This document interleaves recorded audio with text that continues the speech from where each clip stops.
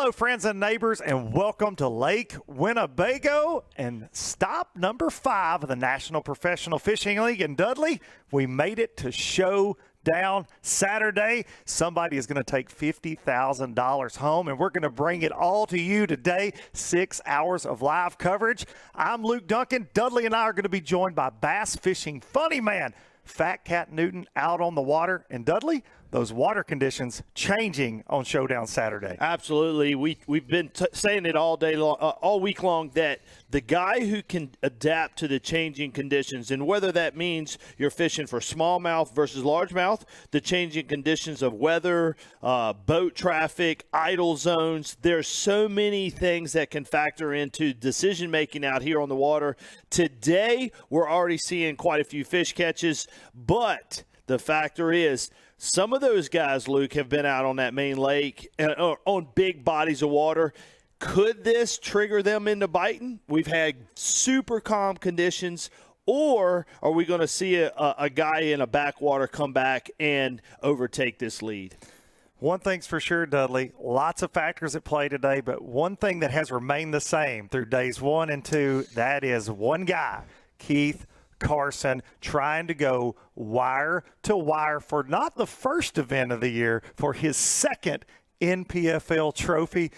He kept it strong yesterday at the drive-through weigh-in, and we're going to take a look back at the fireworks we saw at Menominee Park at the drive-through weigh-in with Big Al McCullough on day 2.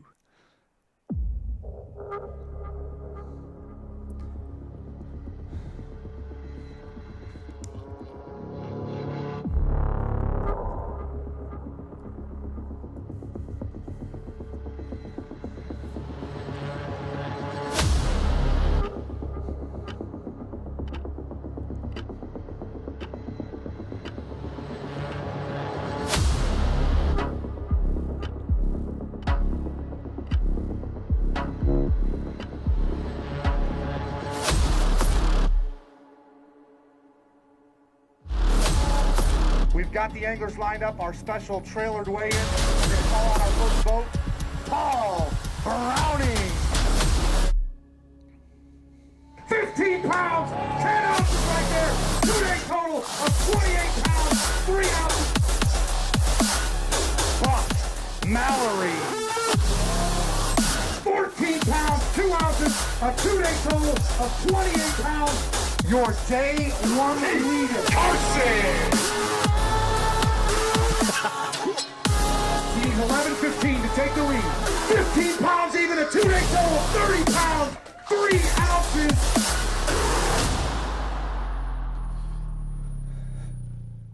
More of the same from Keith Carson yesterday, but some big movers and shakers in Paul Browning from Arkansas and Buck Mallory, who started day 2 in the top 5, slid up to that second place position. Really a 3 to 4 man race, Dudley, with Mark Schilling mixed in there.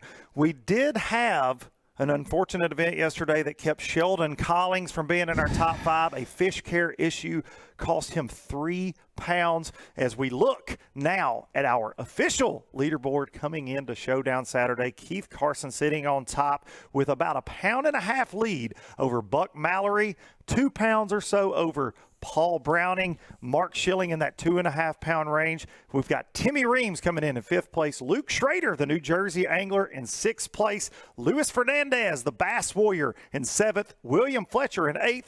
Sheldon Collings in 9th. And Brandon Perkins, our winner from stop number 4, in 10th place. Sheldon manages to stay in the top 10, Dudley. Can we see fireworks from that 9th place angler today to overcome Keith Carson, or is he out of it completely and we have just a 3 to 4 man race? I'm never going to say never to anything, Luke. There's always possibilities things could shake up. But as of right now, looking at the standings, I'm going to say the top 4 have a legit shot at coming back with a win. We're looking at Keith with he's 30 pounds. Buck Mallory, 1.5 pounds. And the other 2 guys, Paul Browning, Mark Schilling, are 2 pounds behind. 2 pounds can be made up on this lake, for sure. Once you get down to 5th place, we're looking at a 3.5 pound curve to overtake first place. I'm kind of, when you got a lake that ounces make this much difference, it's hard to make up 3.5 pounds on this lake. But for sure, I think the top 4 have it. But I'm gonna throw a dark horse in there. And when I say dark horse, I'm not saying that the angler's a dark horse. Brandon Perkins, he was extremely confident. He was in 10th place. He said he wanted that wind. He wanted that win, and we've already seen behind the scenes a little bit of what he's done this morning. And could it possibly be a guy in 10th place that comes back? Possibly. One thing's for sure, he got that win. And another thing that is always for sure is Fat Cat Newton is going to get the details with our anglers, and he called up with Keith Carson this morning to see how Keith was feeling on Showdown Saturday. All right, folks, here we are, Lake Winnebago, Showdown Saturday with the leader. He's led day 1, day 2, now going into day 3, leading wire to wire. Dude, how do you feel about having a chance to win your second NPFL tournament? Man, I'm feeling nervous right now. I wasn't able to sleep. I woke up around 2:30 and just, I couldn't go back to sleep. I'm running through all the scenarios in my head, and we've got strong winds today out of the southwest. It's going to be breezy. We've got rain coming, total change of conditions. I don't know what's going to happen. I just got to keep my eyes wide open and be prepared for the changing conditions and, hopefully catch them. Are we going to see you on that magic tree again today? Oh, I'm starting on it, yeah. What do you think you need to come in with today to take the chrome home? I want to say 13, but I wouldn't feel good until I catch 15 again. Ladies and gentlemen, I got a feeling he might be coming in today feeling good. Yeah. Taking home the chrome here, Showdown Saturday, stop number 5 of that National Professional Fishing League. Watch my boy Keith Carson. You heard the magic tree, Dudley. Keith catching most of his weight in the first 2 days off of one isolated willow tree. I talked to him yesterday at the weigh-in, and I said, are you kidding with us? Like, what's the deal? He said, no, it's one tree. He got a couple of bites away from it yesterday, trying to let it rest. Had another one of our NPFL anglers slide in close to that magic tree yesterday, and he came out of like a guard dog and said, get out of here. This is my magic tree. You are not welcome. Will we see Keith be able to take it on this one spot, or will he have to expand to stay away from the anglers that are closing in on him? So, Luke, we got windy conditions. It's pretty obvious. It looks calm where Keith is at right now. We're seeing where he's in the area that he's at. But I know the rest of that lake is getting disturbance.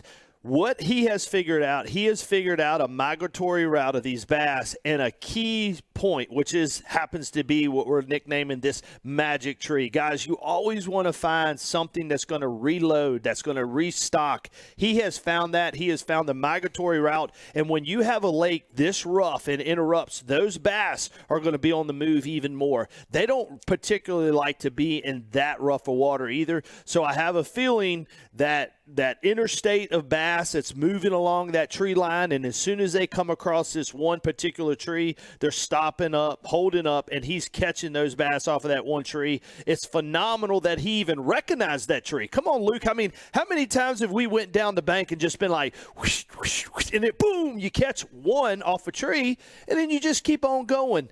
He has said, no, that's a magical tree. That is a tree that I need to repeat on. And I just think it's phenomenal. And he's liable to take this $50,000 home off of one tree, which blows my mind. It's absolutely unbelievable how he picks apart cover. But we have seen some other anglers pick apart cover, like Michigan's Buck Mallory, who is going against that potential two-time champion Buck, trying to run down a major victory for the first time in his young fishing career. The Big Cat caught up with Buck this morning at takeoff. All right, folks, here we are with Buck Mallory. Going into Showdown Saturday in second place, just 1.5 pounds out of first. Buck, how you feel, man? Well, I'm feeling pretty good. Things are definitely changing, and I was kind of hoping for that this week. So I came up here and pre-practiced, and I had some rain and some wind. And when it was rainy and when it was windy, I caught fish with moving baits, and I haven't been able to do that at all this week. I'm hoping those fish show up because I already have some stuff that I'm going to do early before the weather comes. It should show up like it has all week. Man, 1 or 2 kickers is going to really, really make a difference, and I'm just going to pray to God that I can do that. I think he's a great guy, and I'm really excited that he's up in first place right now, but I think that if he slips just a little bit, I'm gonna come in and take it. I know I have 15 pounds sitting around, so. He said he knows he has 15 pounds. I can't wait to see him back it up. So, y'all, watch my man Buck Mallory. He's in second. Like I said, he's at the pound and a half. He's going to bring that boom goes to dynamite. Yes, sir. One thing we've seen out of Buck in the last couple of days are those kickers. He's had a couple of fish over 4 pounds the first 2 days, fishing docks, mixing in some grass. He's got a current break. He's not sitting on one magic tree. Buck definitely working a variety of cover. And I do believe he's got a 15-pound plus stringer in him from talking to Buck the last couple of days. Well, listening to him talk, and I talked to him a little bit yesterday, he is very confident. And one thing that I thought was very interesting yesterday was his choice of lures. We all know that jigs relatively catch bigger bass. And he wasn't really knocking down the numbers. And you heard him lay mention too when he was there in pre-fishing, he used some power baits. It was windy, rainy. We're going to have that wind today. We're going to have that rain today.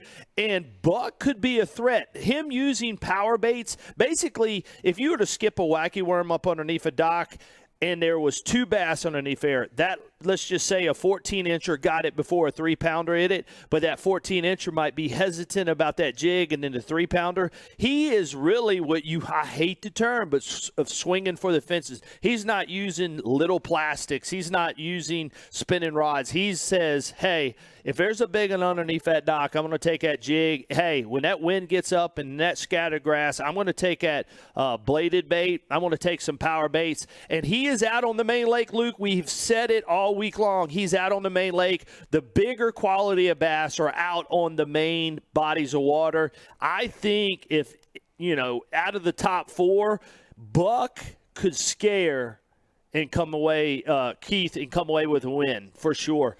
And his confidence is out of the roof. When you say, I got 15 pounds coming, Luke, that's some strong words. Of course, Buck hasn't weighed in that 15-pound stringer yet, but somebody that did, Arkansas's Paul Browning, had the largest stringer of the event at 15 pounds, 10 ounces on day 2 at the drive-through weigh-in, and the big cat caught up with him at the takeoff this morning to get Paul's take on day 3. All right, folks, here we are with Paul Browning. 3rd place going to Showdown Saturday, 2 pounds out of the lead. He's that man. All he wants to do is flip that fighting frog. Is that what you're going to continue to do? Yes, sir. That's it, man. I'm going to just stick with it. It's what's got me to the show so far, so, and it's been really good to me. So I lost some fish yesterday that would have hurt me or would have helped me. I probably should have had 17 and a half, but this part of it, yeah, I left some fish there for today, hopefully. What do you think you need to have to bring home the chrome? 17. They're saying 45 to win it, so if I can catch 17, I feel really good.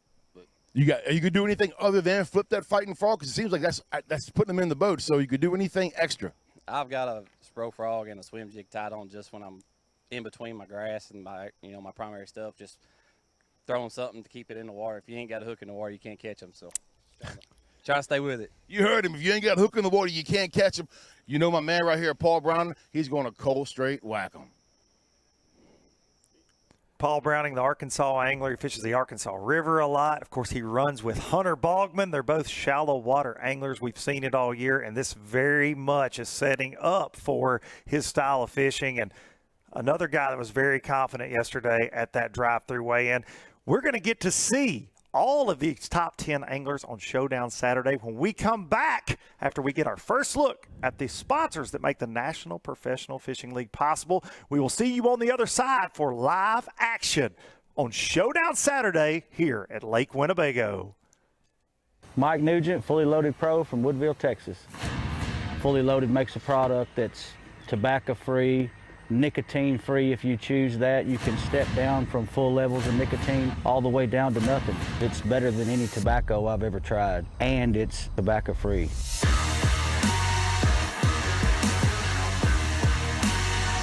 Fully Loaded started their non-tobacco passion in the kitchen of their home, and it's grown into something huge. Fully Loaded can sign you up for a subscription, and they mail you product at any time that you desire. Search them on Facebook, Instagram. You can go to fullyloadedchew.com, get a can of chew for $1. They'll ship it to you for free, and I promise you're gonna love it.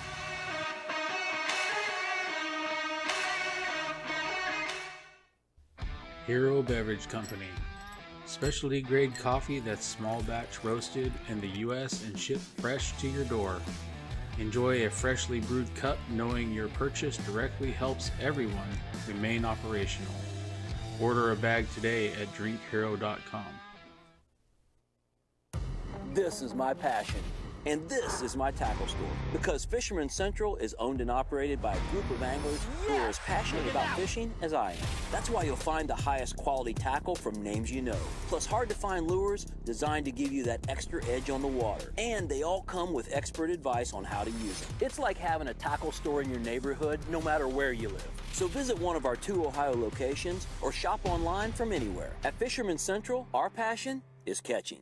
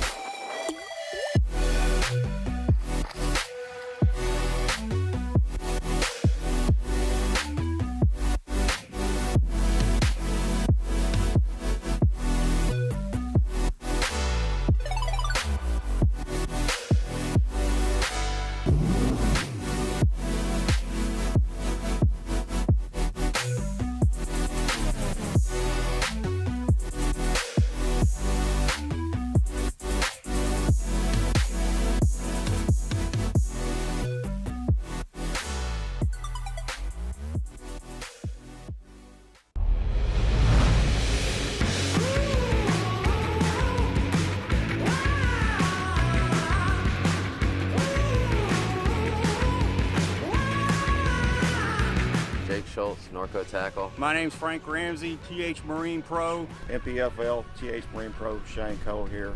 I want to talk to you all a little bit about some TH Marine products. Been on staff for quite a few years, boats loaded from bow to stern. Hey, what I want to do is discuss some really important tools on my boat. This is our jack boat. It's the steer blocks. It's the troll tamer. Sometimes you either got to go across skinny water, hop over something skinny, get over a log jam, and there's no better way to do any of that than with the TH jack plate. So the steer blocks, you know, keep the motor from going from side to side, going down the highway. It's just a safe feature that TH Marine has come up with. I live up on the Great Lakes, so you have to have something to keep that trolling motor secure. It locks to your boat, does not move. And TH Marine just makes such a quality product. Can't beat their products. I wouldn't fish without it. TH Marine. TH Marine. TH Marine. Check out everything on thmarine.com.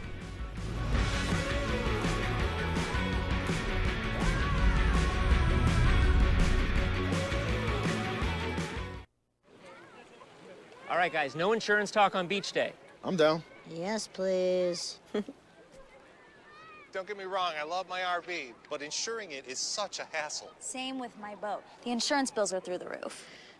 Be cool. I wish I could group my insurance stuff. Like the house, the car, the RV. Like a cluster, an insurance cluster. Yeah, I doubt that exists. The bundle! It's a bundle and it saves you money! Hi, I'm Will from Progressive and I couldn't help it over here. Super fun beach day, everybody. Welcome back to stop number 5 of the National Professional Fishing League, presented by Hero Beverage Company. And if you're just joining us, you have found us on Showdown Saturday. One of these anglers will be hoisting the NPFL trophy and the $50,000 check this afternoon at Menominee Park here in Oshkosh, Wisconsin. Getting our first look at second place angler Buck Mallory.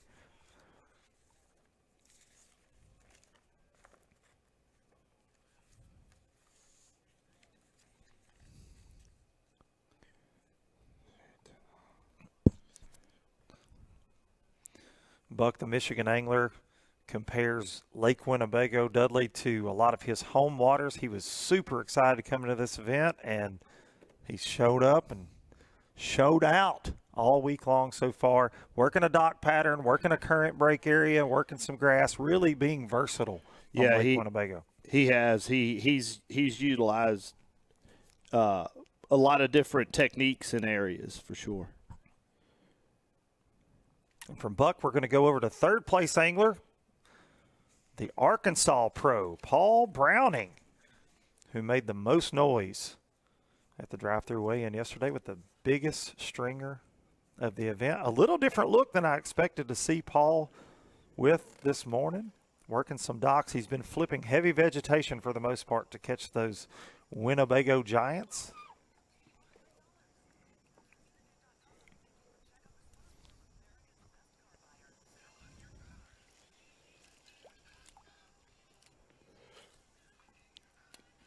Paul Browning with the spinning rod in his hand, Luke. I almost think, is that a security blanket kind of thing, trying to get a few fixes in the box to go then pick apart that heavy cover the rest of the day? Dudley, is that the move there? It could be. You know, we've heard a lot of people talk about dock fishing, and we've seen it all week get better as the day went on. Seeing him, his bite is probably with the heavy flipping is getting better as the day goes on also. But seeing him with a spinning rod underneath docks right off the giddy, you know, could it be just killing time until his area gets well? No doubt about it. While Paul tries to get it going early this morning, we're going to go check in with one of our anglers that has got off to a fast and furious start the last 2 mornings, Oklahoma's Sheldon Collings. And if it wasn't for an unfortunate event, fish care penalties yesterday, Sheldon had a mechanical issue in his live well that cost him 3 precious pounds. He would be in our top 5. Instead, we found him in 9th place this morning. Working the same area we've seen him in the last 2 mornings. Swim jig and a frog. Making a long run, he was telling us yesterday, over an hour away from our launch site here in Oshkosh.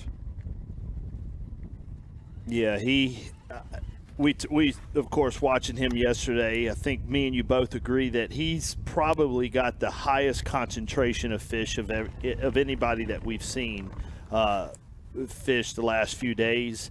He's been going into this area, leaving it alone for the most part the rest of the day. He's just now basically getting there, so we should start to see him start to stroke him here late in a few minutes. And from Sheldon, we go over to the man of the hour, trying to go wire to wire. Florida's Keith Carson. Keith, of course, the winner of our 2nd event this year, stop number 2.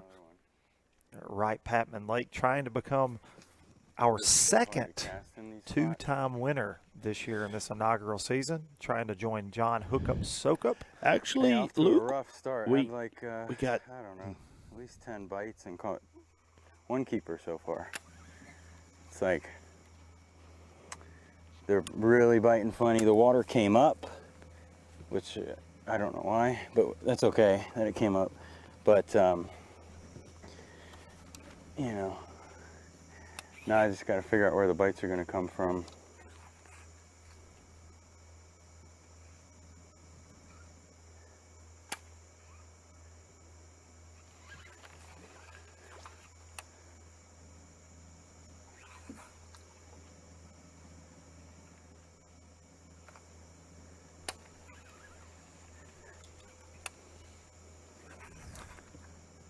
From Keith Carson over to the Bass Warrior, Luis Fernandez, the California angler, who's been hanging around the top 10 all week, catching a mix of smallmouth and largemouth. We've seen him, like we are right now with the spinning rod, Dudley. We've seen him power fishing.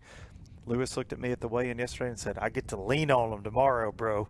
He's been catching a few, conserving those fish, which you have said all week will be key, and Lewis is super excited to get to lean on what he thinks he's found as a large population of smallmouth and largemouth on Lake Winnebago. Yeah, listening to how he's been talking, he's been dying to play his cards, which means play his cards. And doing well in tournaments is not necessarily always having the biggest concentration of fish. It's like playing a game of poker. You may not have the best hand, but if you play your hand the right way, you can come away with a win. And Lewis has been, I'm going to say he hasn't had the best, the population of fish, but Lewis has been phenomenal in playing his cards with what he has. And today, he's like all in. He's like, I get to show this world what I have and how much I have. And we've been seeing the behind the scenes on Lewis already, and he has been steady setting hook. Now, quite a few shorts so far, but I can see Lewis coming in with a big bag today, no doubt. The Bass Warrior having a very consistent season, coming into this event in 26 in our progressive AOY standings. The top 25 going to go to that first ever NPFL championship. And from Lewis, we're going to get a look at fifth place angler Timmy Reams. Fishing these rocks. Timmy looks to be doing more of the same that we saw yesterday, but Dudley, massive condition change. We had slick, no wind yesterday, bright bluebird skies. We've got clouds now, and Timmy is mining docks and some grass mats. We saw him with the frog yesterday. We saw him with the wacky worm. How will this affect Timmy's bite today? Of course, shade always, whenever you have water that is very clean in its regard, shade is always going to be a big factor. He's been no doubt skipping wacky worms in underneath the shade of these docks.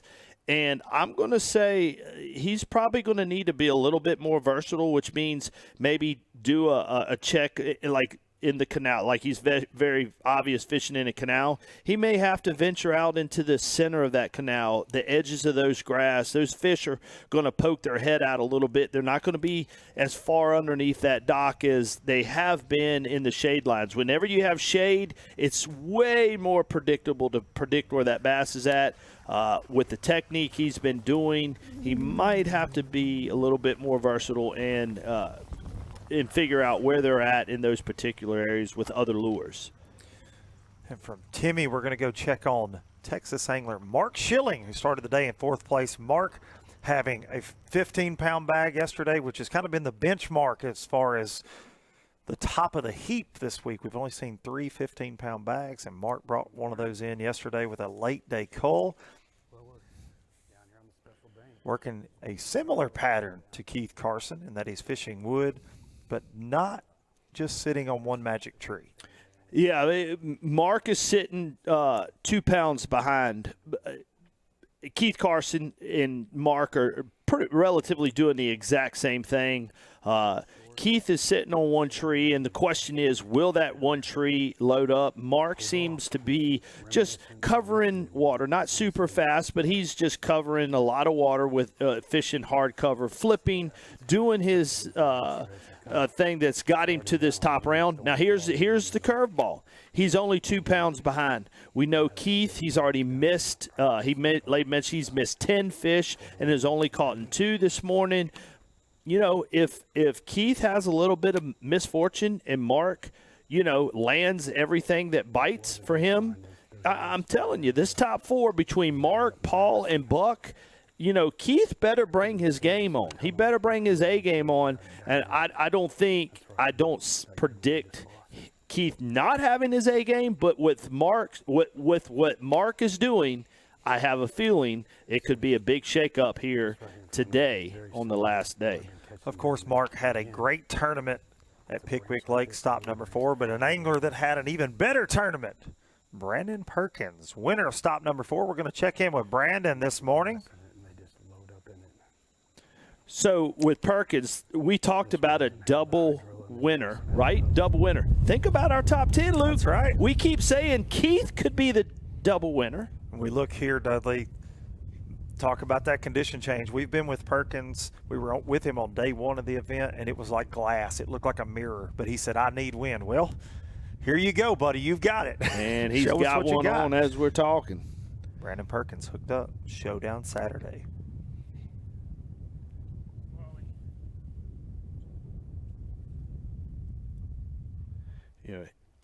I have a feeling this one's going in the box. It's staying in the box. Good gosh, Luke. He told us about the quality. He did. Before the tournament started. Let that wind blow and watch and see what happens. By golly, he's got it. Stop. No fins. Oh, my butt's soaking wet. That's the biggest smallmouth we've seen all week. It's a grown one. You ain't kidding. Wow. Luke, I'm gonna say that's darn close to 4. Yeah, that's a big smallmouth for here at Winnebago. We just got a rally started. Yep. Just got a little softball chair. He needs a 0.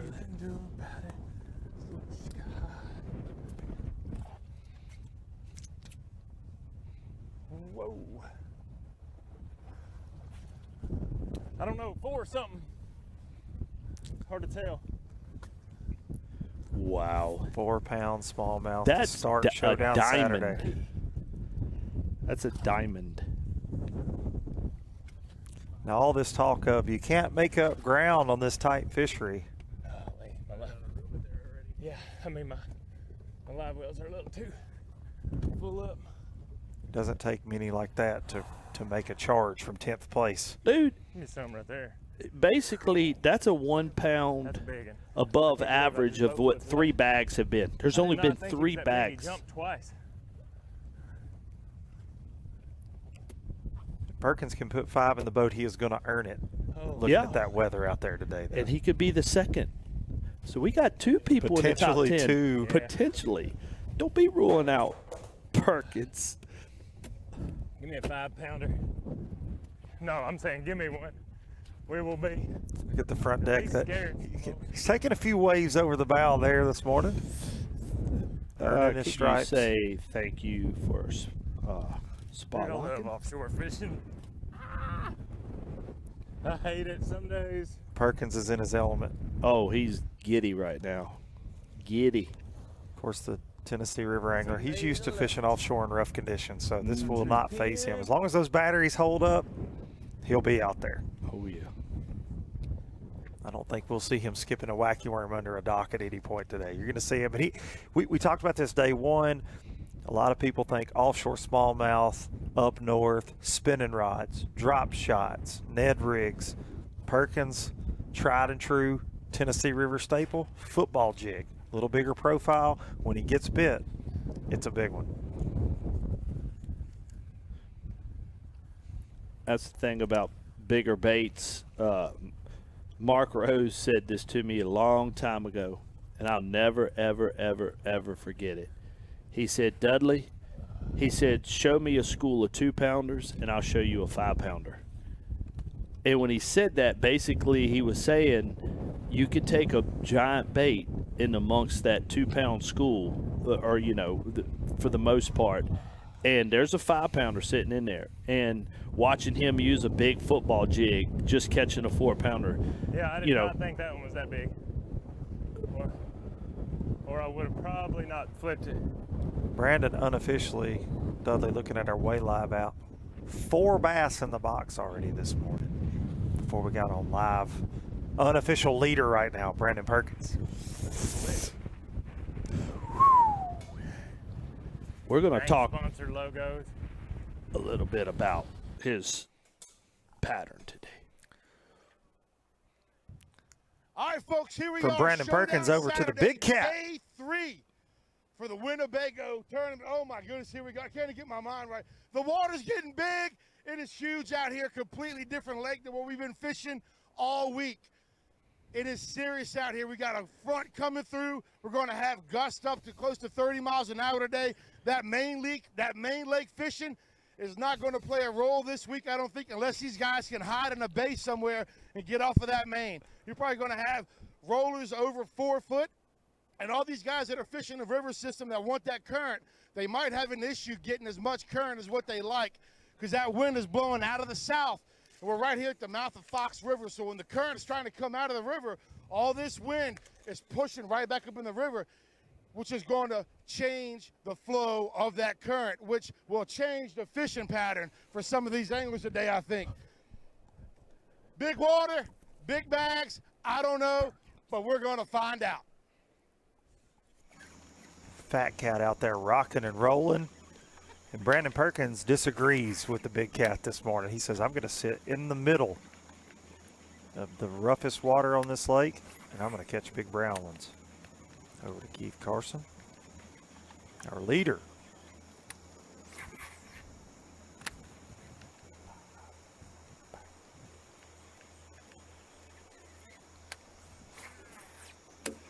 You think he's got this tree memorized, Luke? every limb, every. I saw something in there.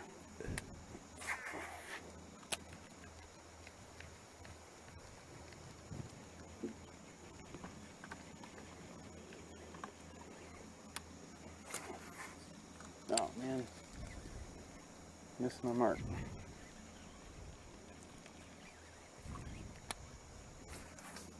Oh, dang it.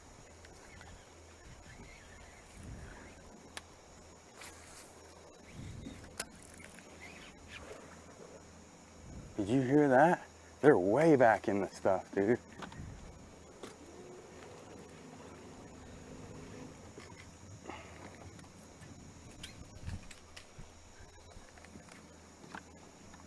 Dudley, this speaks to the versatility of all of our anglers, but to all the different types of cover that Lake Winnebago has. We go from Brandon Perkins out there surfing in the middle of the lake to Keith Carson fighting up in the willow trees, finding the magic tree. We see our anglers on docks. So many different patterns. You know, one thing that Keith mentioned earlier, and he talked about it, he talked about the water coming up in his area. That could throw a major curveball because, guys, what happens is he's been fishing very shallow, 1 foot, and now that the water has come up, it could make his magical tree not as magical because it could spread out the population of fish in a lot of those trees in that area. So it could be a shakeup. I'm tired of that jig. We'll put another one on. Carson works these trees over. We're going to go check in with Sheldon Collings, who has had basically a magical area to himself for the last couple of days in the grass. Oklahoma's Sheldon Collings.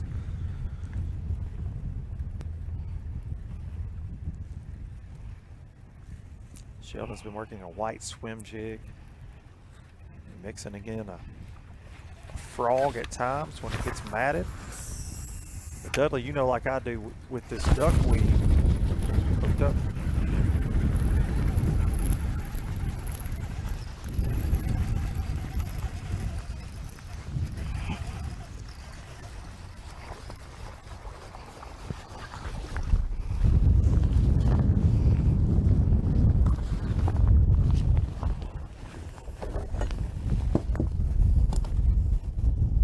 Not a keeper. Man, I wish I could be throwing that frog. It's just too windy. Just fixing to ask you, Dudley, does that wind affect the frog bite because we see him more with the swim jig this morning? Absolutely. Wind will. That's a good one, I think. That wind is blowing straight into that pocket, guys. That wind's got probably the bait fish pushed up in that pocket. He's got a school of them located. Always got to pay attention to the wind direction.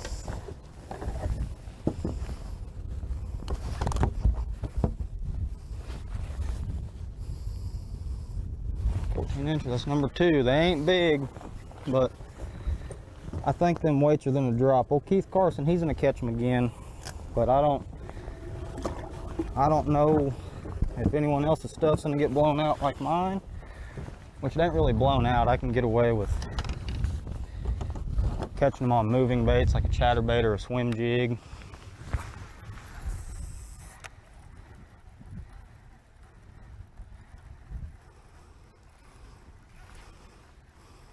The reason calm weather helps any topwater, whether it's a frog or a walking bait, it allows the fish to zone in and hear it, see it, feel the vibration of it.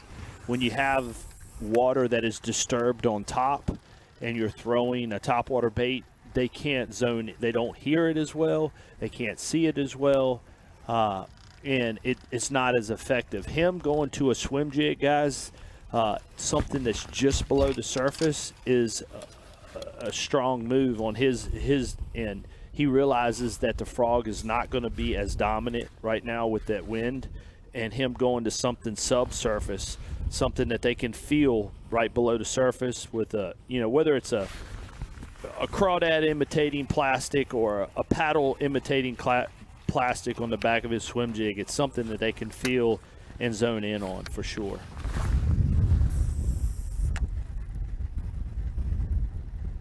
That wind should have them jammed up in there.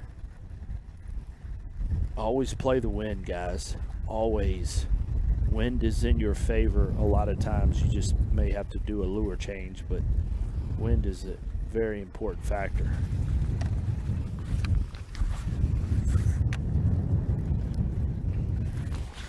Ooh.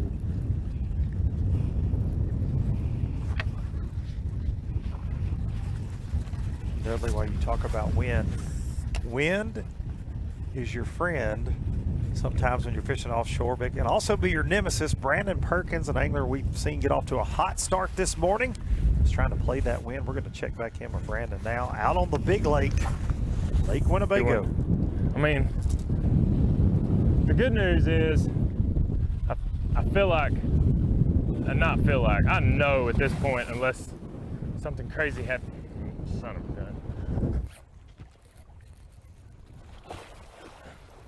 I don't think it's a big one. I may go to the back though, because my motor's getting, maybe a walleye. It's not really doing a ton. No. That one didn't even fight at all. Wow. Number 5, solid one. Yeah. That's a heavy fish. Maybe a 2 3/4, 3-pounder possibly. Number 5. Keith, that magic tree. Yeah, he called the shot early in the week, didn't he? Fully loaded live well for Perkins, all smallmouth and healthy smallmouth. You said it all week, Dudley. Those quality fish, when these guys, they weren't getting to take a lot of shots early in the week, but when they caught one on that main lake, they were super healthy. We're seeing that this morning with Brandon Perkins. 3 something, 3 1/4, 3. Another 3+ pounder. Oh my gosh. Hey. Coming from 10th. Now we're kind of getting where we need to be. I mean, I need like 2 more giants to push somebody, but there they are. So I'd like to remind everyone, that's not the big one. These guys haven't been fishing for that long. All right. This morning on By Showdown math, Saturday. 4 coming in. He is basically 4, almost 5 pounds behind. Let's predict. That's a huge deficit in this. Let's just predict Keith comes in with 12, which 12.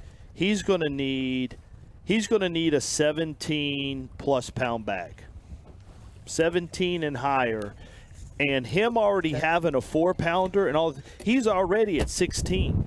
Well, I don't know. Let me back up because I don't know what he's put in lap, but with a 4-pound plus and a couple 3+s, he's already, in my opinion, on his way to win number 2. Yeah. He is definitely shaking things up on Showdown Saturday. He was very confident coming into the event. We've said that for the last 2 days. The calm conditions on day 1 and an algae bloom really hurt him. But then yesterday brings in a nice 12-pound stringer to move up into 10th place. And this morning, fireworks from Brandon Perkins. We need...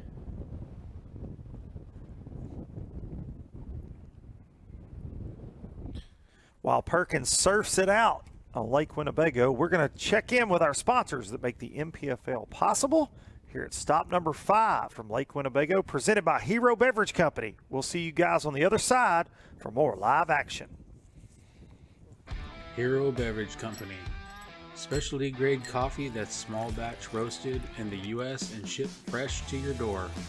Enjoy a freshly brewed cup knowing your purchase directly helps everyone remain operational. Order a bag today at drinkhero.com.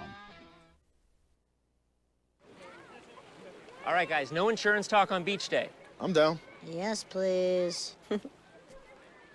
Don't get me wrong, I love my RV, but insuring it is such a hassle. Same with my boat. The insurance bills are through the roof.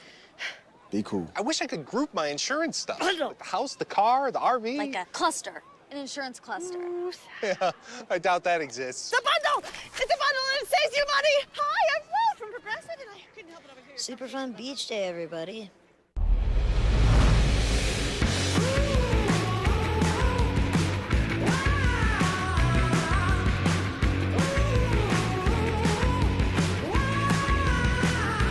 Jake Schultz, Norco Tackle. My name's Frank Ramsey, TH Marine Pro. NPFL, TH Marine Pro, Shane Cole here.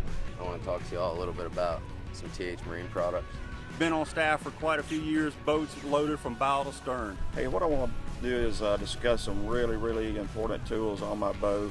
This is our jack boat. The steer blocks. It's the troll tamer. Sometimes you either got to go across skinny water, hop over something skinny, get over a log jam, and there's no better way to do any of that than with the TH jack blade. So the steer blocks, you know, keep the motor from going from side to side, going down the highway. It's just a safe feature that TH Marine has come up with. I live up on the Great Lakes, so you have to have something to keep that trolling motor secure. It locks to your boat, does not move. And TH Marine just makes such a quality product. Can't beat their products. I wouldn't fish without it. TH Marine. TH Marine. TH Marine. Check out everything on thmarine.com.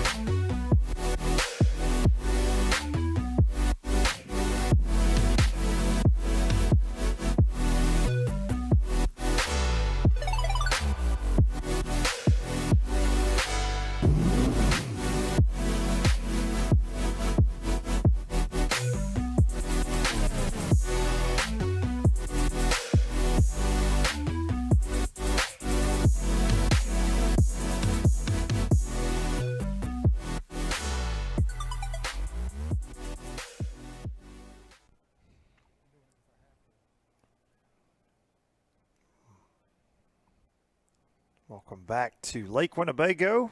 Second place angler coming into Showdown Saturday, Buck Mallory, the Michigan Pro. That very well could be, but I'm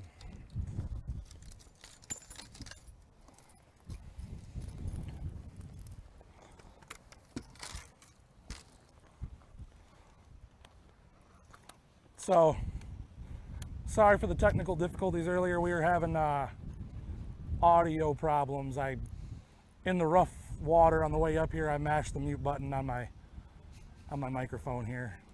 Having some technical difficulties again. Buzzbait's all tied up. As you can see, the sailboaters are thinking this is going to be a great day out there, but they better be prepared to get pretty wet. It's kind of nasty out right now. We had a nice rough ride out here. I think I underestimated how windy it was when I left the ramp this morning, but we took a little trip to my favorite little dock in this place, and we caught it like a 2.5 pounder right away, which was kind of nice to get a good start. But I'm trying to figure out a way to get these fish to fire here in this river here, so I don't have to be in the lake so much, because it's pretty rowdy. But keeping an open mind here and not just getting stuck on one thing. It's easy to do, get stuck on one thing, but yeah, I think that the wind in Aries is going to help me, but I think that the wind in Aries is going to kill me. And I'm hoping to make the best out of the areas that it's going to help me on, and steer as far clear away from the places that I think it's going to kill me on. So keep in touch with us here. I'm going to try to do another big day today. I've got a decent start. A long day ahead of us. A long day. Plenty of time.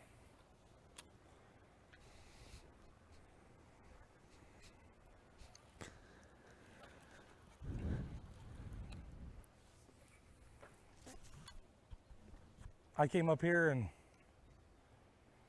pre-practice when I found this little spot, and I mean, I thought it was awful late in the year for it, but now that I'm looking at up here and seeing how the fish have the largemouth have kind of dissolved, this has become more of a smallmouth spot. I'm curious to know if this is like a spawning spot, and once the spawn was done, which it was, like I said, I thought it was a little late, but there was like a full moon type of deal just getting done when I was here, basically. I'd like to know if there's some left in here. I mean, I caught some really nice fish in here in pre-practice, so largemouth, it'd be nice to keep a few around here for today, or have a few around anyway.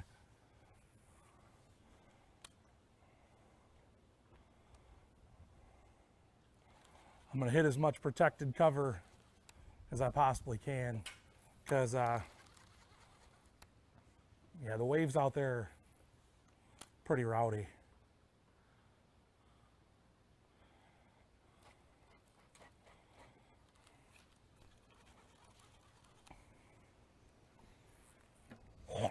From our second place angler over to the leader, Keith Carson, trying to go wire to wire to collect that second trophy of the year here on the NPFL.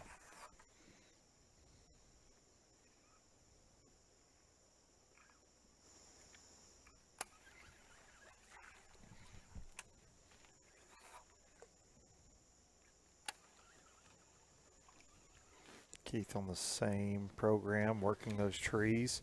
Now that doesn't look like the same magic tree, does it? It looks like he's moved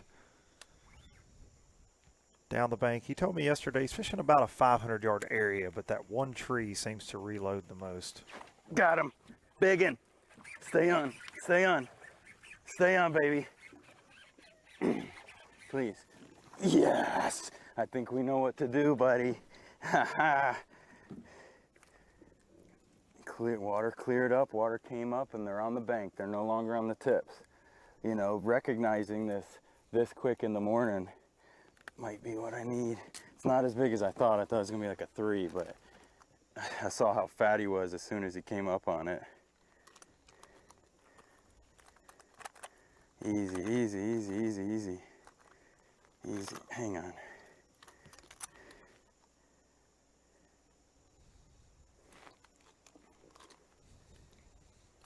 Stop. 2.7. That's okay. I'll take them. 5 of those would be, I don't know how much, 12 or something like that.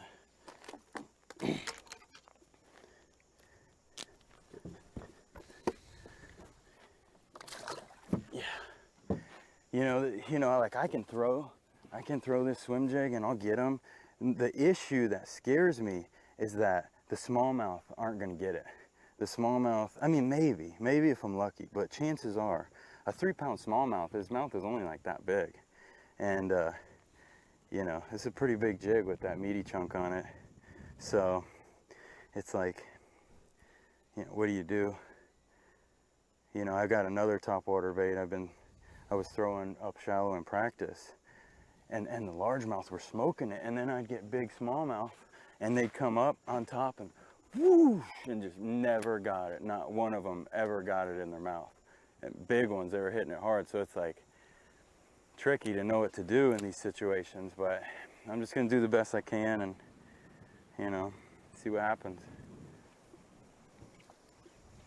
Water's crystal clear, cleared up. This strong wind blew all this really clear creek water out, and it came up, which is, I still don't understand that. It hasn't rained and it came up. It should have dropped, and they should be on the tips, but whatever. Keith at the mouth of a tributary. He was telling me last night, lots of current and clear water filtering through, but it sounds like he's Had an influx of clear water today that cleared the water up even more.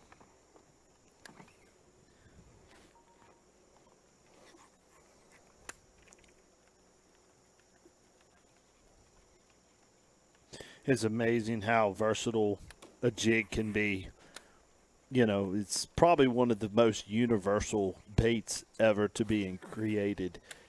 And it really wasn't until, I'm going to say, the last 10 years that we realized, hey, if I just take a jig and reel it, we can catch them that way too. Right. You know, it was always relatively known as a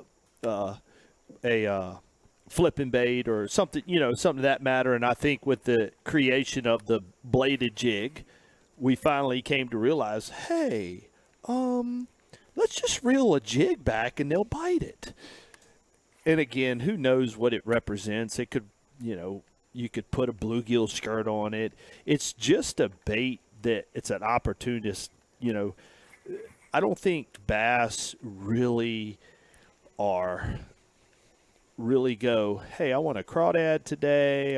Yeah, on the bottom, but when you're reeling a jig, could it represent a bluegill? Yeah. Could it represent a crawdad? Yeah. Could it represent a water bug come to? Yeah. Could it represent something to eat? Yeah. What do you think, Luke? Yeah. Yeah. Yeah. Yeah. Yeah, buddy, all the above. Yeah. But the point is that, you know, I think with a swim jig, it's dialing in a little bit more on the color and where you put it. If you put it in, like he's putting it in their wheelhouse right here, just, you know, he's making it look super easy. Guys, when you got limbs, hard cover and limbs, and finding that 2-inch crack to put it in, you know, and when you put it in that 2-inch crack, it, you know, when you slide it in there, it's game on. He certainly made an adjustment from the flipping game to the swim jig. And now we're going to check in with Paul Browning, whose flipping game was strong on day 2, bringing in the event's biggest stringer, the Arkansas angler.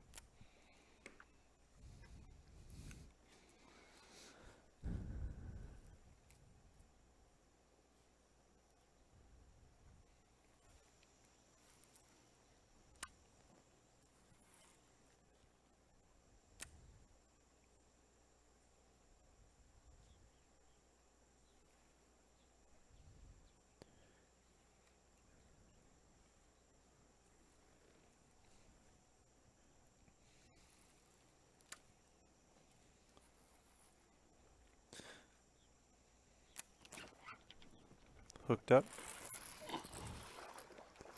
Dang. Good and Hey, long. I found one.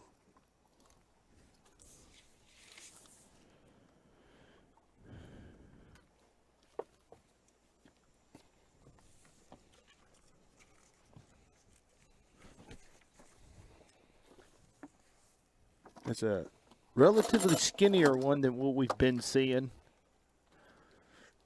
but for sure a quality fish that's going to stay in that live well for a long time. But he's not as... Yeah, most of them are as round as they are long that we've seen, largemouth wise, He for just most of our did- pros. He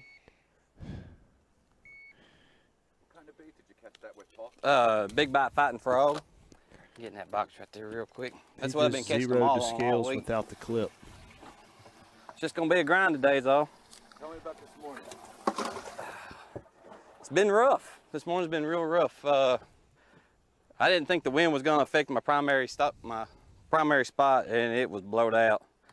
And then ran over and checked another area that I actually left for today, and Keith Carson and Mark Schilling was both sitting on it, so I had the right fish found. But I told Keith that if I seen him on it, because I kind of thought he was on it, that I would not fish it, so I'm not going to bother him over there. I've got some other stuff that I can run. Hopefully it pans out. I think these trees right here that I got 4 or 5 different little sections of trees here on this wind protected bank that will reload through the day. So hopefully that'll work out for me. I hate that I couldn't go fish my other set of trees, but that's part of it. One in the hopper. Make it 2, maybe. I don't know if that's gonna keep. It's gonna be close. Another one in the boat for Paul. That one's gonna be close. We gotta get started somewhere though. That's a little short fatty. I don't think it's gonna make 14. I think he will. When you catch one the that's size he did, and then the next one, they always look tiny. 13-7. Yellow belly. Dang. Just a little short for Paul Browning. We're going to take a look back at the morning's highlights, Dudley, as we enter the 9 o'clock hour here. Showdown Saturday. It's been pretty hot and heavy on Lake Winnebago so far. From our top 10, trying to chase down Keith Carson. Beautiful start to Showdown Saturday. Look at the rainbow over his head. Double rainbow. Doubled rainbow. He needs to turn around and throw to the left side where the gold is at. There's a 5-pounder over his left shoulder. It's like a Lake Winnebago postcard right there, Paul Browning. Mm-hmm. Talking about magic trees, we just saw him double up on that same tree. Mallory. In here. His favorite dock. Yes. That dock has been good to him. Look at the waves coming in on it, though. He said the wind had really affected his main area. Be a bass. Sheldon, collings. Dang. Picking up where he left off on day 2.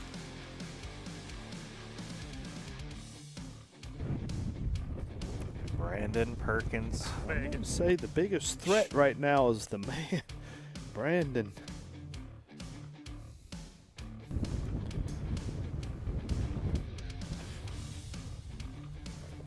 Golly. Dang. With the biggest smallmouth we've seen all week from our NPFL pros to kick off Showdown Saturday. Brandon Perkins, and over to Bass Warrior himself. He's been mixing in some shallow smallmouth, offshore smallmouth, It's going to be real tough. shallow largemouth as well. Luis Fernandez.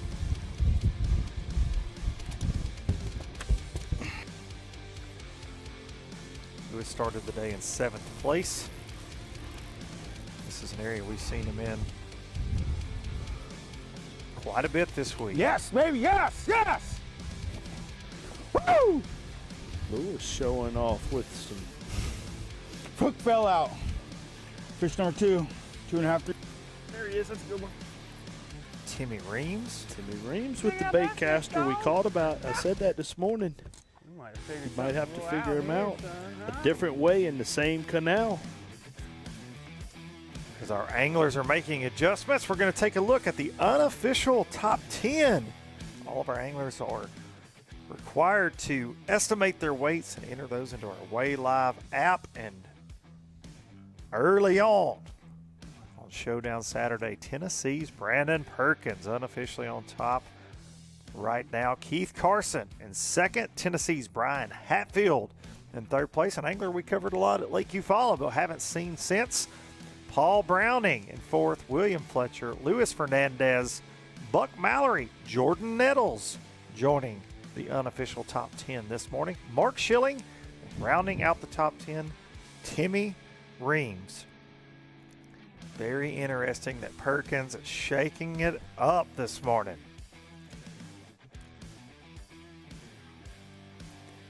Of course, Dudley, like I said, we covered Hatfield a ton down at Lake Eufaula, but the big cat has caught up with Big Daddy Brian Hatfield out on Lake Winnebago.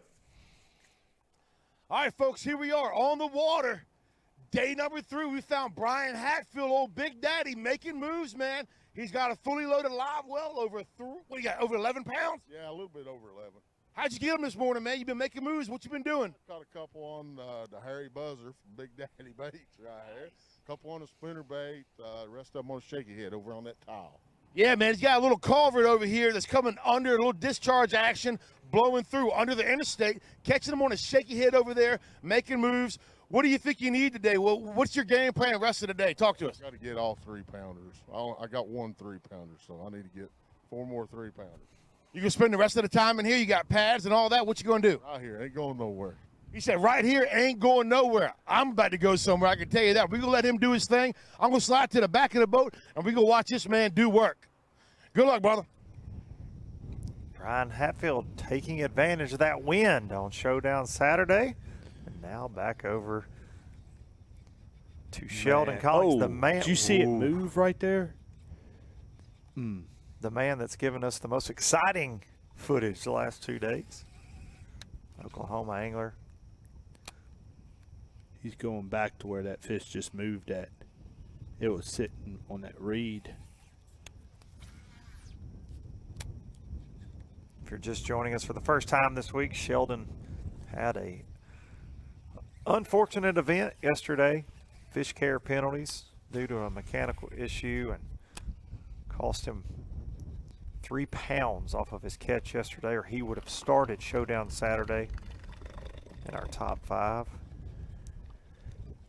He still came in at 9th place. Sheldon had the big bass of the day on day 1 with a 4-pound, 10-ounce bass, one of the largest fish we've seen all week. So certainly has quality in this backwater area.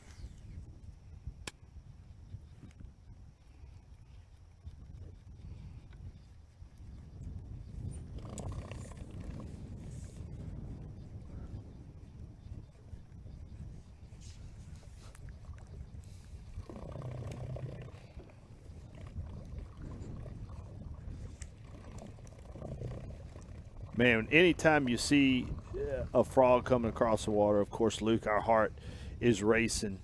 And this week, watching what Sheldon is doing. So in amongst this grass, as you can watch and see what he's doing, you have like a patch of lily pads that was to his left. You can see isolated patches of reeds, but yet you can see holes. So if you look over his right shoulder, you see that wind blowing in that hole. You can almost find holes of grass just by that little bit of wind. He's been isolating his cast over holes, not necessarily reed patches, but you got to pay attention because a lot of times the pattern will be within a pattern is lily pads within a grass field, or it could be holes within a grass field, or especially when they're spawning, Luke, those isolated patches of reeds, they typically grow in sand. The bottom needs to be a sandy area.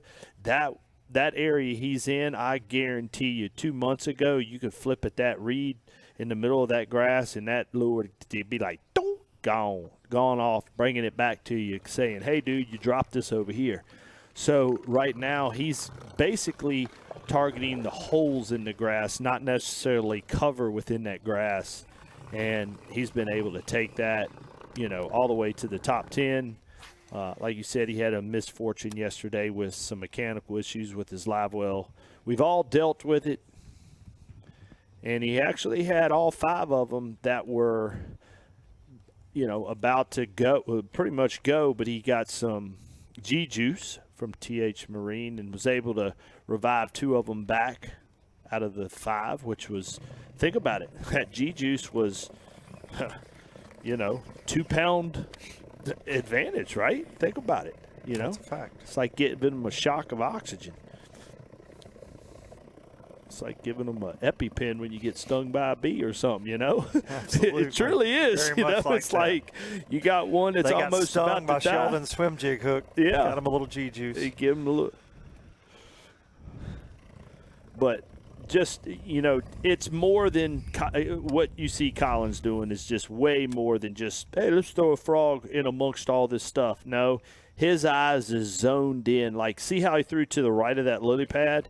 He recognized that hole, like you could see hole right there. Did you see him go fast over that piece of grass and then slow it down in that hole? he know, especially with clouds, clouds are going to bring them out a little bit more. See that hole in the back of the grass? Look at that. I'm surprised he's not pausing it a little bit more. See him reeling it fast, get to that hole. All right, he's going to come over that fast. He just jerked it up out of the way to get it out. But let's see. He went right back to that hole. Look at that.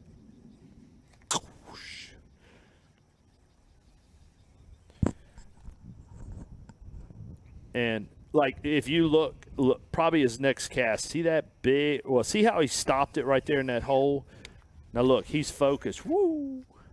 Now see that big hole right there? You can't get any more predictable. Now, that's not going to play true all the time, guys. All the time. So when you get in an area like this, you need to, watch, he's reeling it fast. He's like, look, I ain't he's doing time management right there. Time management. He's only putting his lure in. So time management could also be you have those reeds, forget the holes. I don't even want to throw at a hole. Just get my frog right by a reed patch, and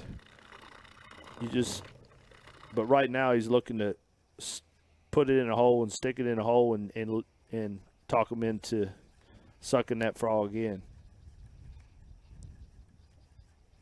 He's going back to the frog from the swim jig. He did a lot of damage on that white swim jig yesterday morning. And it looks like a lot of that duckweed has been blown out, or the rain has knocked it down, because it was a lot more duckweed in this area for Sheldon yesterday. And while Sheldon hangs around in this magic area trying to catch a big stringer to run down Keith Carson from 9th place, we're going to check in with 2nd place pro, Buck Mallory. He's been around a lot of seawalls, Luke. He has been around a lot of seawalls. And seawalls will pinpoint those bass a lot, isolate them a little bit more than a bank that just has a slope to it. Got him. It's a giant. Look at there. Get in here. Get in here. Dude. Oh my God. Come here, you big belly Kelly. Oh my God. Oh my goodness. Dude, just look at the thickness across that back. Northern fish. That might help us a lot today. They're a different breed, aren't they, Luke? They really are. They're built so different than southern largemouth. Big help. Thank you, Lord. Boy, I needed that. I don't know if Matt Mullahan will ever watch this, but I'm sure his fiancée Sophie is right now. I owe him one, because he just gave me this stretch out of respect, because I am sitting in 2nd place and he just went across the river. He'd have came down here and caught this fish, no doubt. So when I see Matt getting off the water here, I'm going to give him a hug, because that was very, very awesome of him. 284. Shout out to Matt Mullahan, NPFL pro. I'll take that. Conceded this area to Buck, because Buck's ahead of him in the standings. Class act. Getting after it. Making the best out of this situation that I can. Buck's primary area blown out by the wind, so he is having to adjust on the fly. And well, that's going to be making the most of it this morning on Showdown Saturday. 2nd quality fish for Buck in the boat.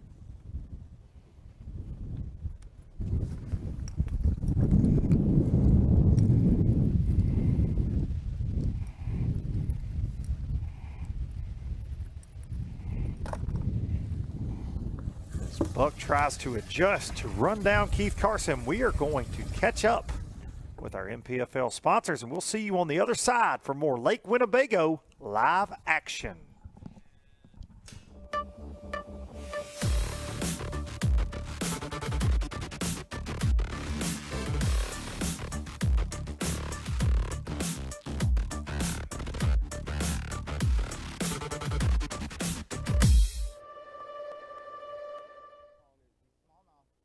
Mike Nugent, Fully Loaded Pro from Woodville, Texas. Fully Loaded makes a product that's tobacco-free, nicotine free if you choose that. You can step down from full levels of nicotine all the way down to nothing. It's better than any tobacco I've ever tried, and it's tobacco free.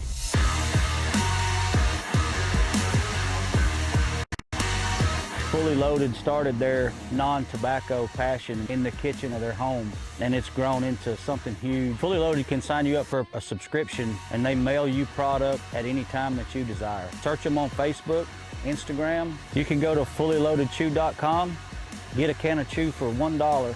They'll ship it to you for free, and I promise you're gonna love it.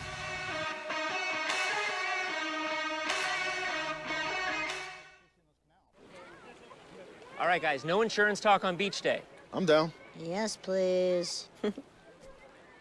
Don't get me wrong, I love my RV, but insuring it is such a hassle. Same with my boat. The insurance bills are through the roof. Be cool. I wish I could group my insurance stuff. Like the house, the car, the RV. Like a cluster, an insurance cluster. Yeah, I doubt that exists. The bundle! It's a bundle and it saves you money! Hi, I'm Will from Progressive and I couldn't help it over here. Super fun beach day, everybody. TH Marine has been producing top-of-the-line marine accessories to rig boats from transom to trolling motor for decades. From jack plates to fish care to LEDs, TH Marine has you covered.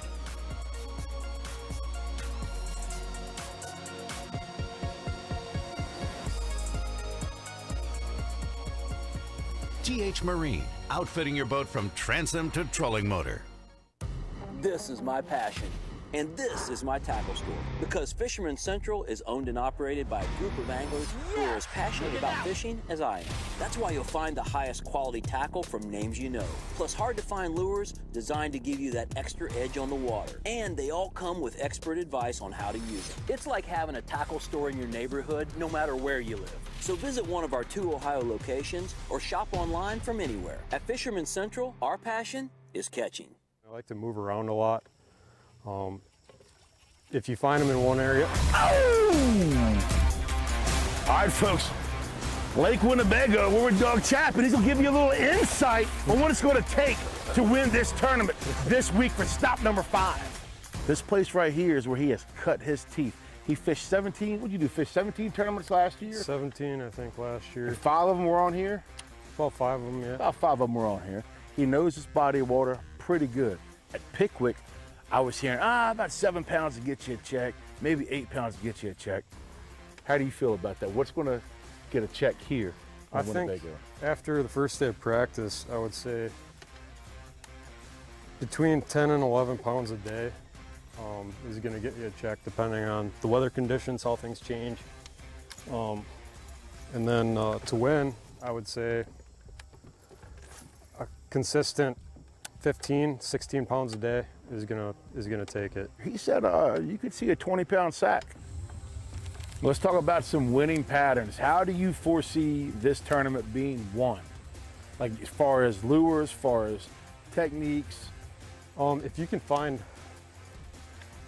some good laydowns that are current broke straight from shore, not just like straight out in the middle of the river, if it's connected to the bank, you can typically get bit behind that. What I'm finding right now is they're more on rock than anything. Okay.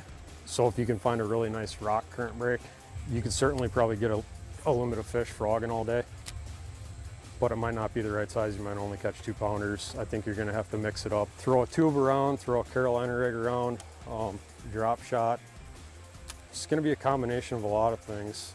This little buzzbait here, I'll probably catch a few on. This football jig by Duel, I'll probably catch some on that. This is pretty much one of my staples as well. It's a real light jig with a craw trailer.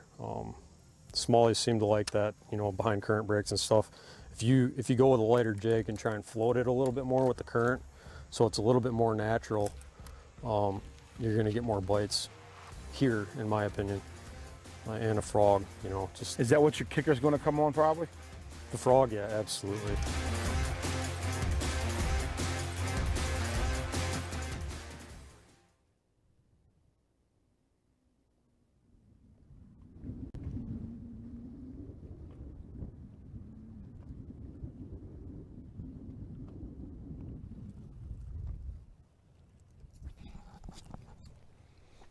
Welcome back to Lake Winnebago. A look at Luis Fernandez, the Bass Warrior. You know, looking at his area, that's a unique area. It's got a lot of gaps. It's a structure that's kind of out in open water. It's a place that we've been saying it all week, Luke. Where can areas reload at? And he is definitely in a place that could reload. Schools could come in and out.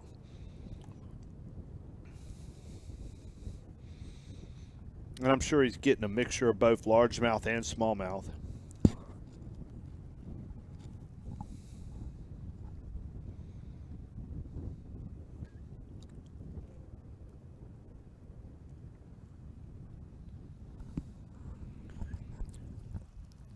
We covered Lewis on day one, and he was in this area, and he was mentioning how many bluegill beds, brim beds, were actually around.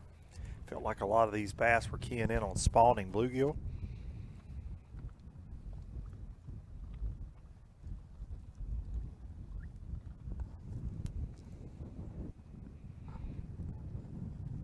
Come on, baby.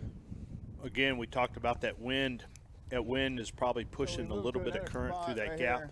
This is a spot I never even fished in practice. Nothing.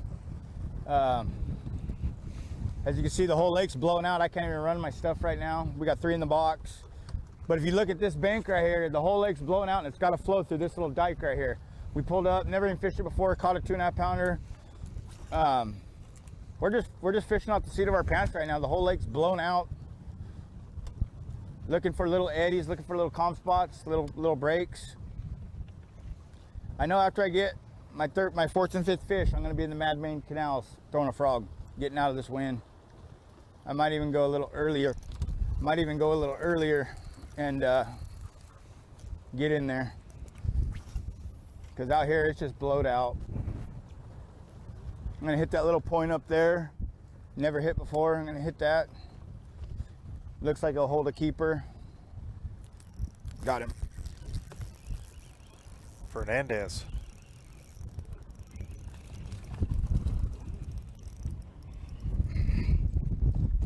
Come on, baby.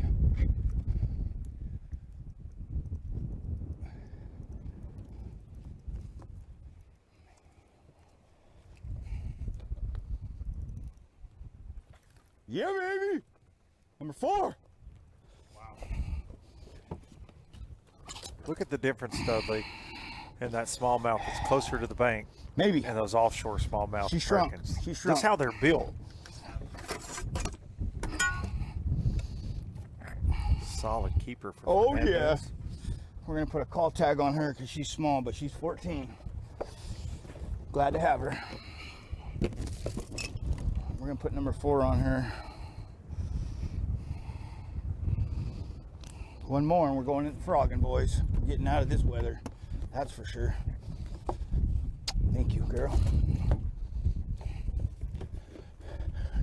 Number 4, let's go, Bass Warrior.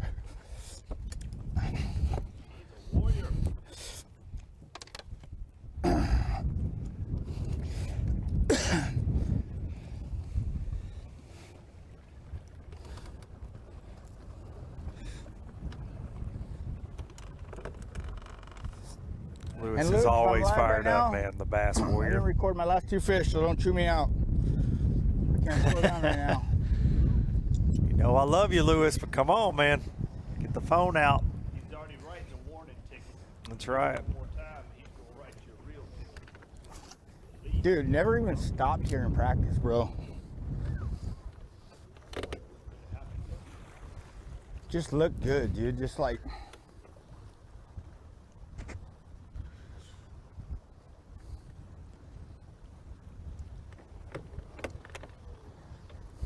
Taking advantage of the wind, changing it up. Just think about how many bats are migrating down that Might run up to that rip point. wrap. Oh, Stop that it. point looks good. Let's see how the wind's blowing around that, and there's that little calm spot. That'll be good for like a 2-3 pounder maybe. Look at that current seam right there. That was a great shot. I might even go in the canals now. I got 4. I know I'll get one flipping and frogging in the canal. Only thing that scares me is I went in there yesterday at 11 and I never caught a fish the whole day, frogging. I had one blow up. That's the only thing scaring me. I'd rather get that 5th fish and then go in there. Fernandez sitting. Here's something interesting. You hear There's his where I mind. caught 2-3 pounders yesterday, but it's blowed out, dude. I'm looking at it. It's just blowed out. This is the games that go on in your head. You, of course, Luke, me and you both have had all these games. He's voicing the game that's going on inside of his head. And I would say as of right now, being in, he's in the top 10 regardless. Okay, we're going to try that point. I would almost follow his gut and frog it right now. That current break right there, and then I think we're going to go in the canals. If I don't get a keeper by then, I'm just going to gamble, go in the canals. Fernandez is going to make a move here, and as he does, we're going to go check in with Mark Schilling, who started the day in 4th place. As we heard Paul Browning mention earlier, in a similar area with Keith Carson. It's all about finding key trees, key areas, key piece of cover.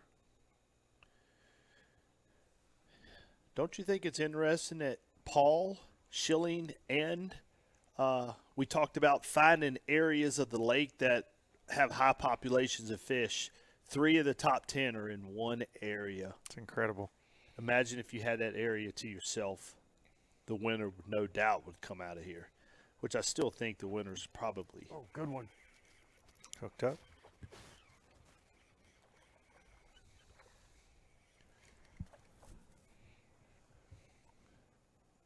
He's such a versatile angler. Dude, we saw him at Pickwick, with the big old crank. Now he's flipping in a foot of water. Oh, he's got a spinning rod. My man. Oh, yes. Yes. Spinning rod catch. Yes, thank you, Lord. Mm-hmm.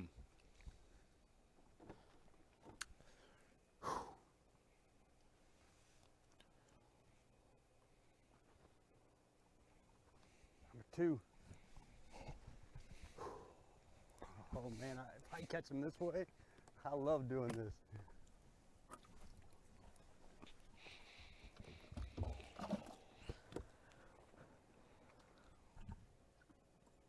Schilling, a very versatile angler. We've seen him cranking at Pickwick, flipping at Wright Patman. Even saw him with the spinning rod in his hands down at Harris Chain. As we watch him drop in some TH Marine G-Juice into the live well, the official fish care provider G-Juice, of the league. The EpiPen of bass. TH Marine, you're allowed to use that slogan from Dudley. It's just going to cost you.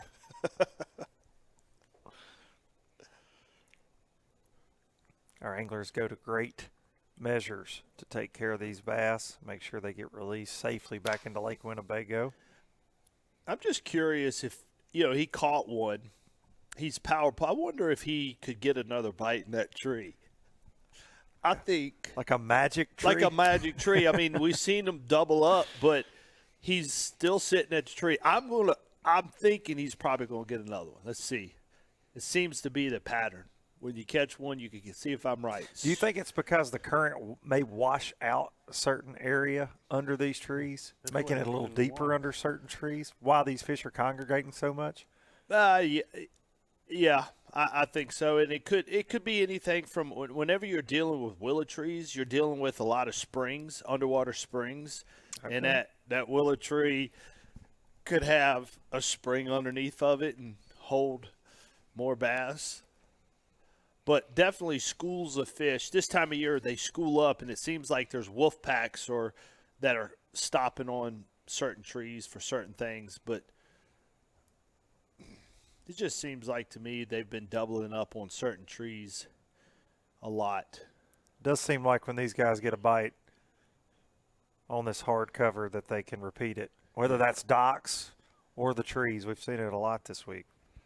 I'm just proud of my boy Mark with pulling out the old spinning rod on day 3. He's been flipping. Proud of him. I would have pulled it out from day one.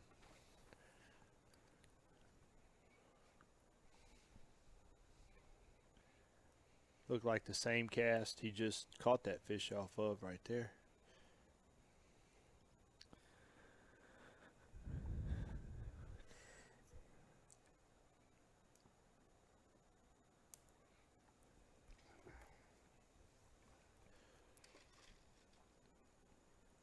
Schilling has been a constant in our Progressive Angler of the Year race since the first event at Lake Eufaula.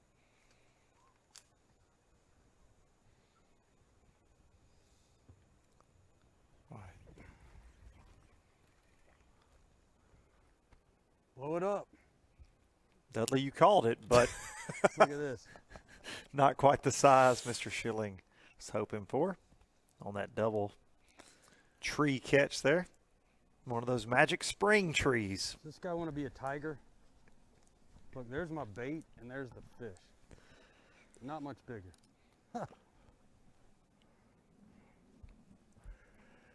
While Schilling re-rigs, we're going to check in with third place pro, Paul Browning.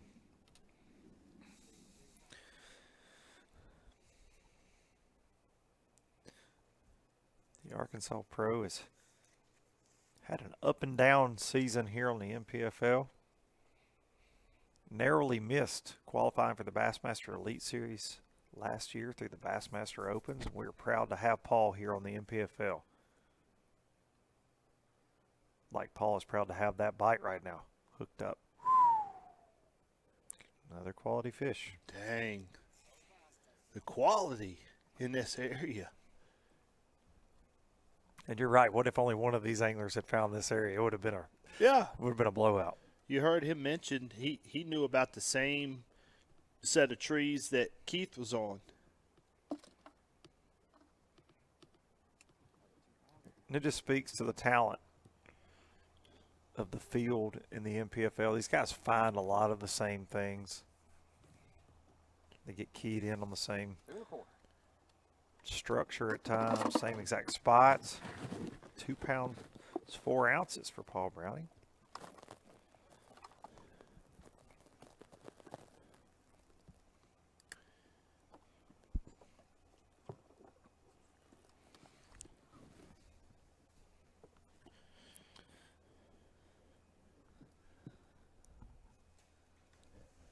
The way the morning has started, Dudley, the drive-through weigh-in with Al McCullough this afternoon starting at 3 p.m. will be very interesting there at Menominee Park. But before the weigh-in kicks off, we have a different kind of celebration going on. It's Hero Day, presented by Hero Beverage Company, the title sponsor for stop number 5, and starting at 10:30 a.m. if you are in the area here in Oshkosh, Wisconsin. They're going to have a little bit of everything from dock dogs to food trucks. Some of the local heroes in the area, police, firemen, first responders, will be honored on Hero Day. So bring out the family and go check that out. Presented by Hero Beverage Company. It's all free. On the show, so you can, it's on the replay. Rumor is Fat Cat Newton will be rollerblading with sparklers in hand there at Menominee Park. We got sunrises and rainbows. I'd like to thank Hero Beverage for being the presenting sponsor. You can find out more about Hero, drinkhero.com. Now that would be something I'd like to see.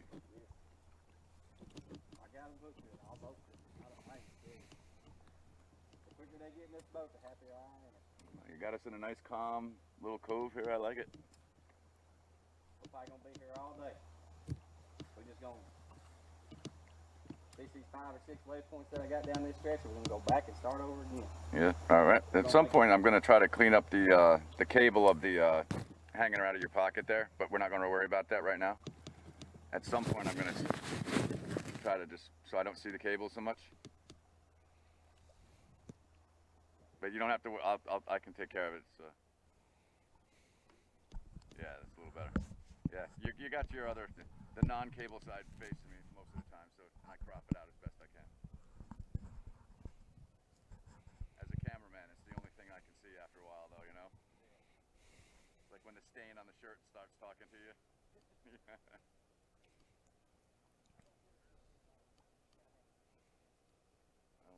handle hair and makeup. Don't worry.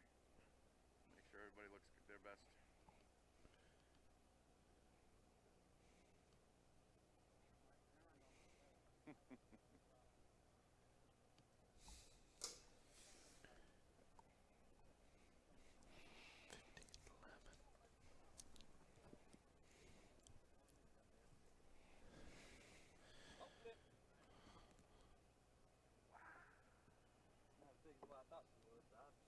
Good fish from Browning.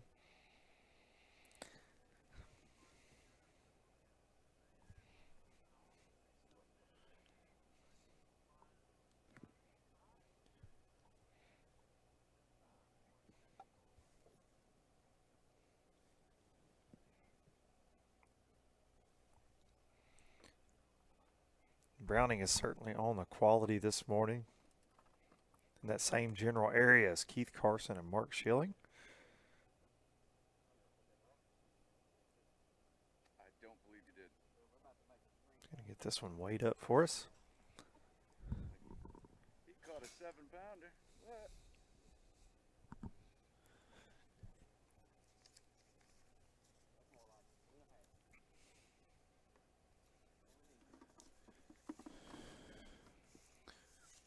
While Browning puts that one in the box, we're going to get our first look today at New Jersey's Luke Schrader, who's made a long run, and we're just getting to catch up with him for the first time. Showdown Saturday.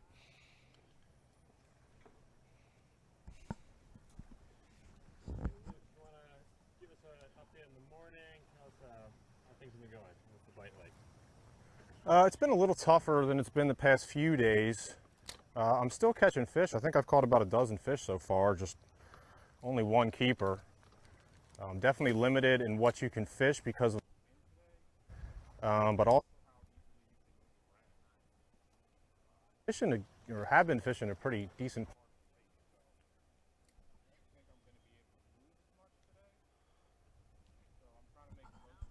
just before I pack it up and leave. I've only seen one other boat today. So we've got some room to work up here, but we're going to need to keep catching fish, of course. The shade has been a big key of mine all week. I think we're having some technical issues there with Luke's microphone due to the 30-mile-an-hour wind today, maybe playing heck on some of our equipment today. But Luke is a fishing gypsy, Dudley. Luke sleeps in the back of a Suburban.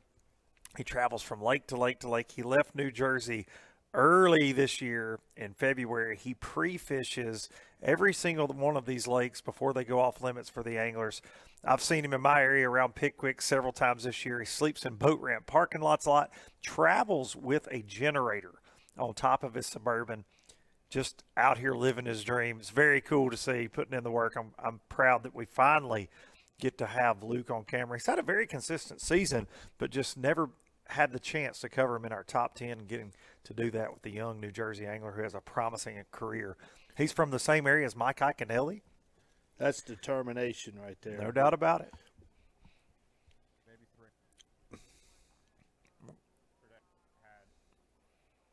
We're going to send Fat Cat out to check on Luke's microphone, and while we do that, we're going to get our first look today at William Fletcher.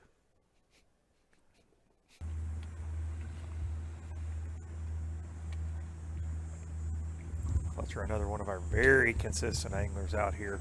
He has taken a topwater bait this year and has done extremely well. We talk all the time about fishing your strengths. This is what William likes to do.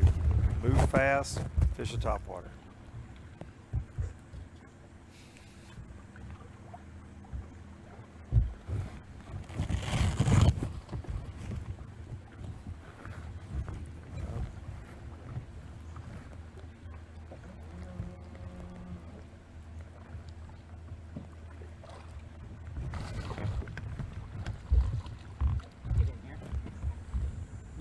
Nice fish. I think he'll make it.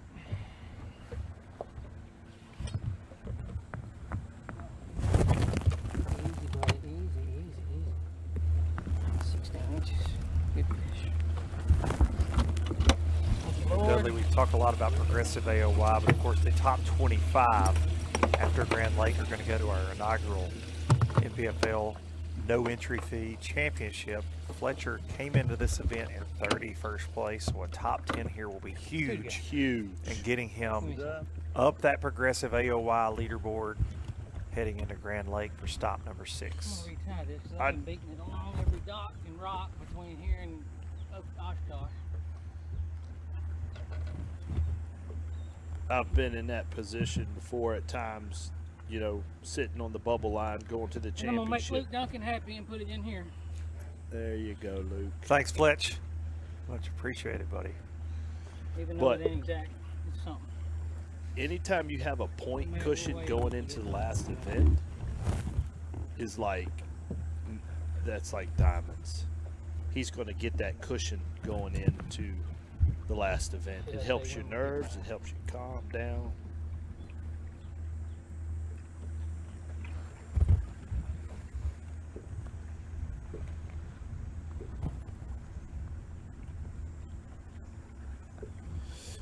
A lot of times, you know, he's taking a buzzbait. Let me ask you a question, Luke. Do you feel that that fish he just caught underneath that dock could have been caught with a jig, a wacky worm? That same fish, do you think that same fish would have bit? He caught it on a buzzbait. Was that a fish that was wanting that buzzbait? Or do you feel it was just that was an opportunity for him to eat something, so it happened to be a buzzbait? The thing about that buzzbait is it really does aggravate those fish into biting a lot of times. It's a reaction strike. So I do think that that was a buzzbait. That was a buzzbait fish. And you think about this, the anglers we've covered fishing docks, wacky worm, jigs, they throw the same things. William is doing something completely different. And it's probably getting him some bites that a lot of our anglers aren't getting. So you feel that fish was a buzzbait fish only? Is what you're saying? 1,000,000%.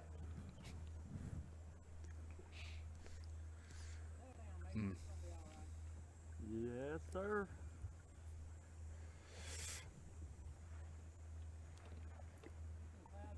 But and one thing about a buzzbait, Luke, a buzzbait will get some big ones, right? So the threat of William catching a big one, lost one. That was 2 on the same dock. Dang, that's hurting.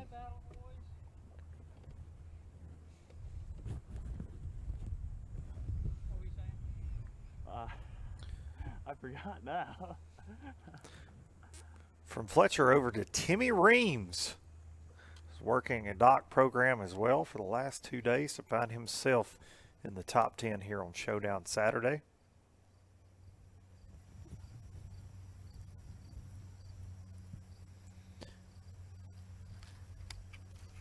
He's basically been in this canal since we've been covering him. I'm curious to see what day 3 would give him. And he's doing exactly what I talked about this morning. You're going to have to keep yourself honest in a canal like this with no sun. He's been targeting those docks. I have a feeling some of those bass have done poked their head out. And you can get zoned in a tournament so easily with what's got you there and not, you know, allow yourself to change. And I'm going to have to give him props. Timmy is playing this game like a pro.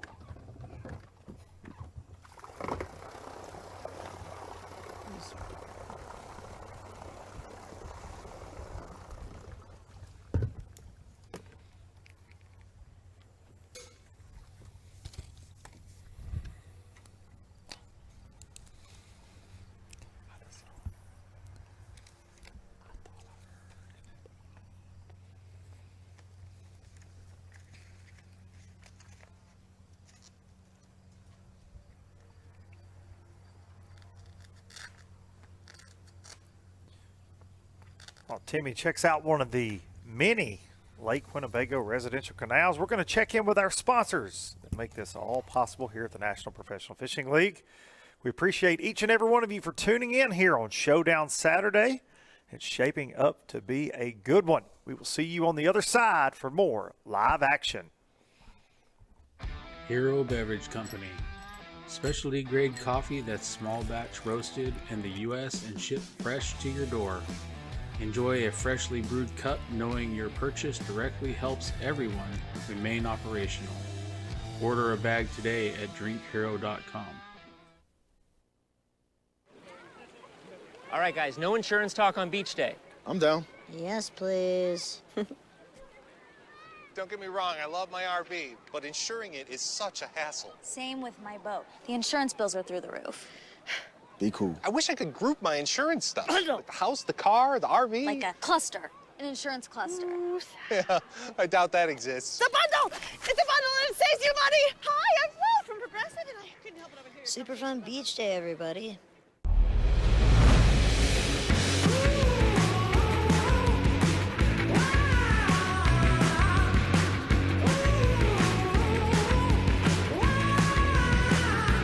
Jake Schultz, Norco Tackle. My name's Frank Ramsey, TH Marine Pro. NPFL, TH Marine Pro, Shane Cole here. I want to talk to you all a little bit about some TH Marine products. Been on staff for quite a few years, boats loaded from bow to stern. Hey, what I want to do is discuss some really important tools on my boat. This is our jack plate. The steer blocks. It's the troll tamer. Sometimes you either got to go across skinny water, hop over something skinny, get over a log jam, and there's no better way to do any of that than with the TH jack plate. So the steer blocks, keep the motor from going from side to side, going down the highway. It's just a safe feature that TH Marine has come up with. I live up on the Great Lakes, so you have to have something to keep that trolling motor secure.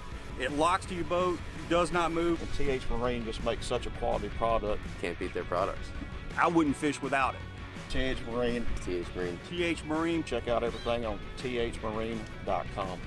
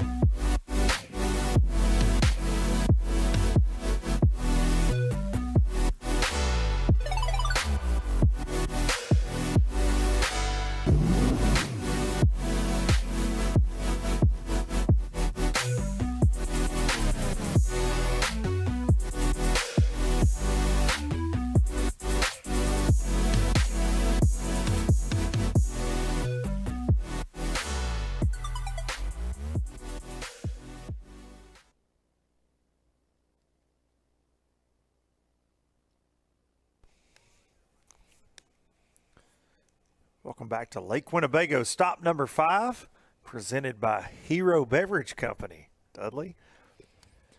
And the folks from Hero throwing a party today, Menominee Park, for a lot of our local heroes. And something that you will not stop talking about, dock dogs. We saw them setting up. We saw them training up yesterday. It kicks off at 10:30. The first dog will jump. I can't wait. I watched them practice yesterday just in the back grade. And I know I'm sitting in a studio, but if you are anywhere remotely close to the park, you will need to come by and check this out. It is going to be.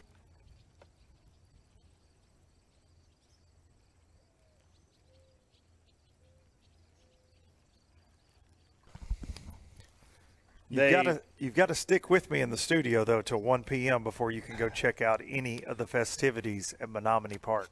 I just want to know how they train the dogs to jump like 30 feet and catch a Frisbee. And we're going to have heroes there, of course. We all support the police. They have the fire trucks, and we are hooked up live. Might be. How far down in this mountain? No doubt, if you're in the area, it is going to be an exciting show happening at around 10:30. Of course, the Hero Beverage Company, founded during COVID. We've been fortunate to drink some Hero back here in the studio, keeping us live, energized.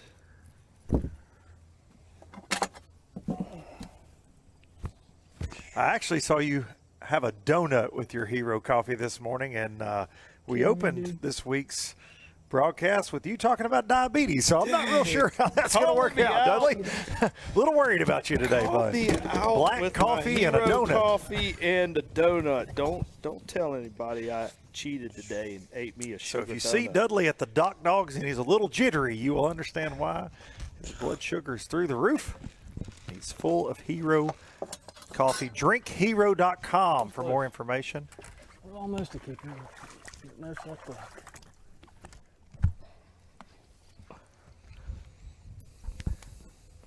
One great thing about Hero is that they contribute 10% of that coffee money towards our heroes, which are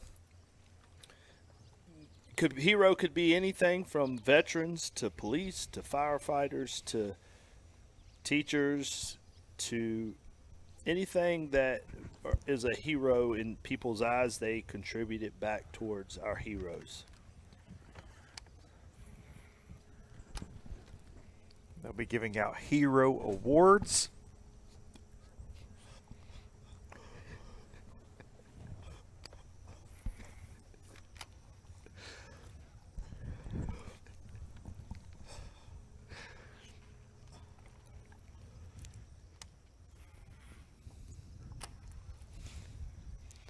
While Timmy is in the calm waters in the residential canals of Lake Winnebago, we're going to go out to a guy that is certainly a hero for being able to stand up on the front deck of a bass boat in the middle of Lake Winnebago, Tennessee's Brandon Perkins.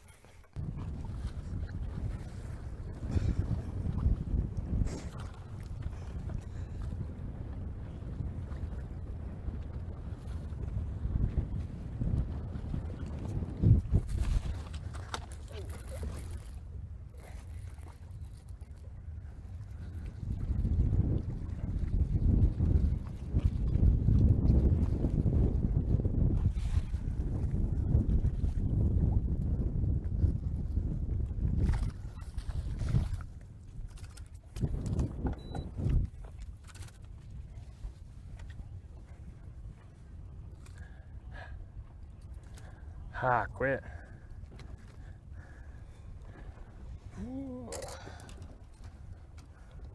Brandon Perkins. That is not going to help. That's a statement on Showdown Saturday.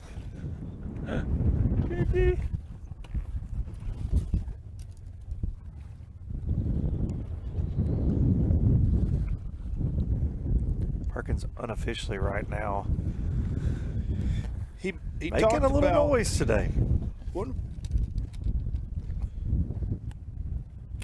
He's fishing. He said he had 250 rock patches in his GPS, and basically he's found an area of patched rocks. Because a few times this week we've seen him like shake his jig, not shaking his jig, but trying to get it over the rocks. And about time to actually crawl it over the rock. Yeah. Fours.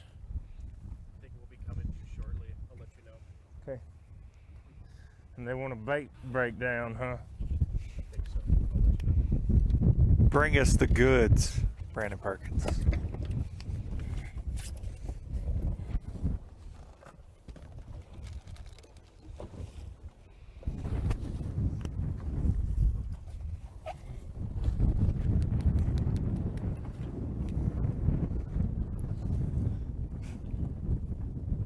he signing a hat for Dudley? What's he doing here? Dang. He's practicing using a his little bit of dye autographs. there. He's practicing his autograph session when he wins this tournament. If he goes back-to-back NPFL trophies, he's going to need plenty of Sharpies.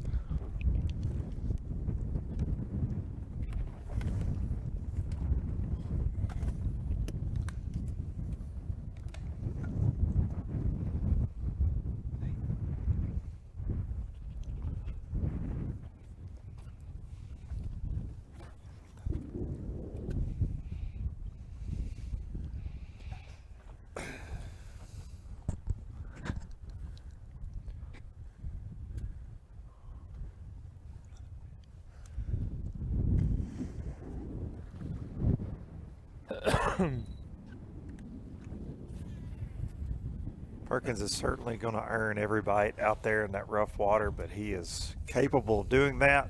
Years of experience on Pickwick Lake fishing offshore. And it's becoming a game of magic trees versus magic rock piles this morning on Showdown Saturday. We're going to let Brandon bounce around in the waves, and we're going to check back in with William Fletcher up shallow, Lake Winnebago, mixing in a buzzbait with a vibrating jig. Everybody be quiet. Focus in on that sound. Dun, dun, dun, dun, dun, dun.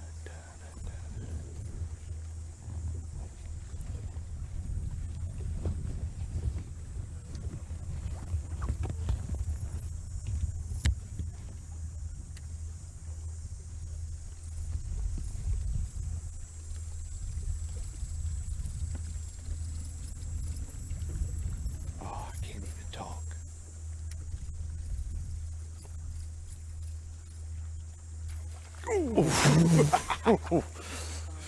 I was so nervous. If they're going to do this out here,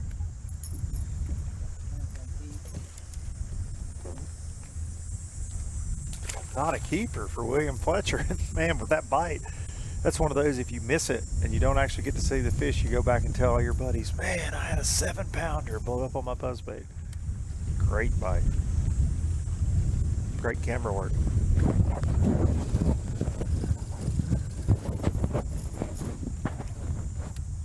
We saw Fletcher do damage with a buzzbait at Pickwick, at Eufaula, at Wright Patman. I think he likes to throw a buzzbait. Safe to say it's one of his confidence tours. But watching that, where that bite just came at, interesting that, you know, he caught it on the back walkway, which is the walkway headed out to the platform. Whenever you are skipping docks or fishing around docks, you can pattern those fish around the docks by weather will dictate. So let's just say that bass was living around that boat dock, right? We just saw him catch it on the poles on the walkway headed out to the boat docks. Now, walkways don't get fished as much because why? We're looking at a bigger platform, a bigger area. But with the conditions, cloudy conditions, a lot of times they'll slide from that big platform like he's throwing around right now, and they'll head all the way back to that back platform. So seeing him catch one on that back walkway platform up underneath the poles in the back is a true indicator of the bass going shallower because of the changing conditions. And thinking about this a little bit more, just 10 minutes ago when we watched him catch that decent fish, that was on the back shallower side of the dock. So interesting to see his choice. And right now he's using a bladed bait out towards the deeper side of this dock. Just mixing in 2 power fishing lures. He's able to cover a ton of water that way. That is what William likes to do. Stand on the trolling motor and see as much of Lake Winnebago as he can on Showdown Saturday.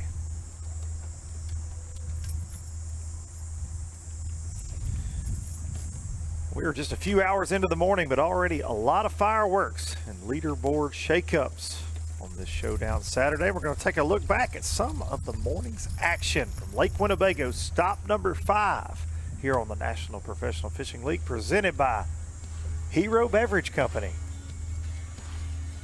Got him. Giant. Buck Mallory started the day in second place. Here. Dude.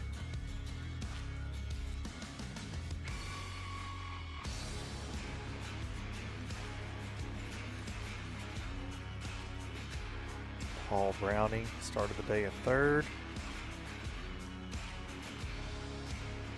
Fishing that willow tree pattern that we've seen Keith Carson and Mark Schilling mine. Quality fish so far, Paul. William Fletcher.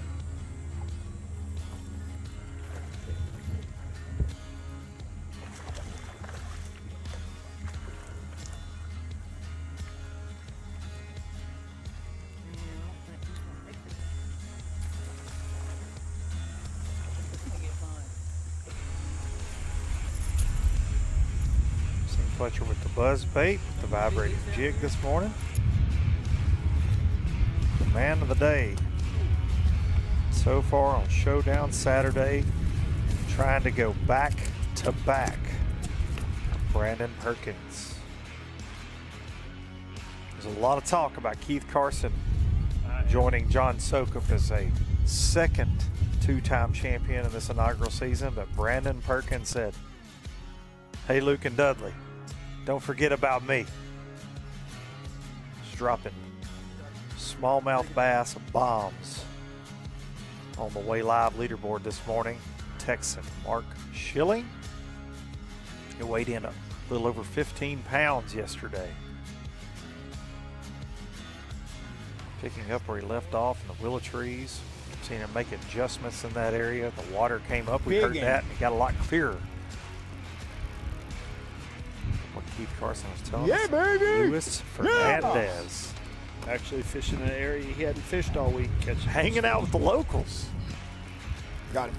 Alfred Hitchcock movie. Right there with Fernandez. Yeah, baby! Number 4. Lewis having a great time this week on Lake Winnebago. And now we take a look here in the 10 o'clock hour at our unofficial leaderboard.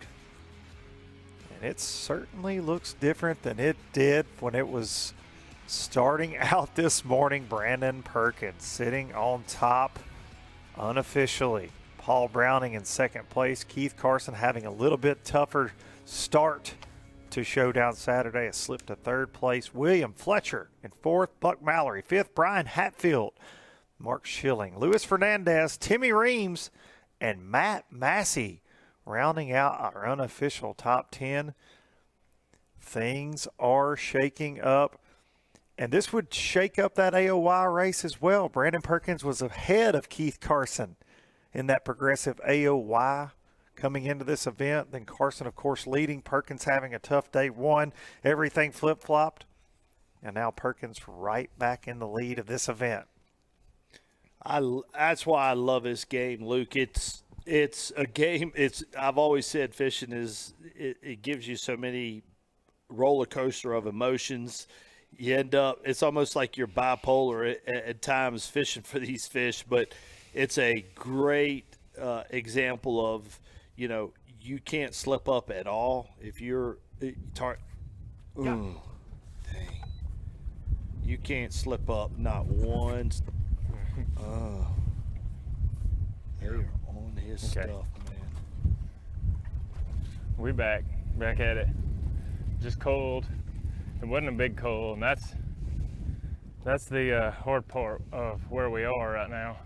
I mean, a good one out here is pushing 3. Like, that's a solid smallmouth out here, and my small one is maybe like 286 right now.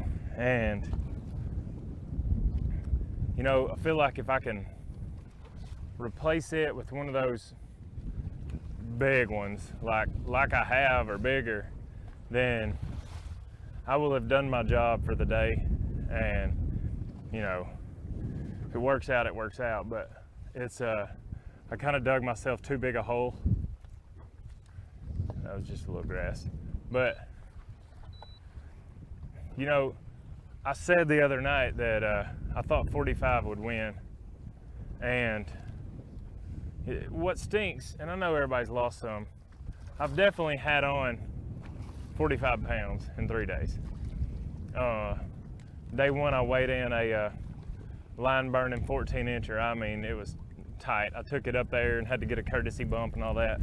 That weighed 142, and I lost one like 3.5-ish. So a solid 2-pound difference from my day one weight would have put me at 14 something.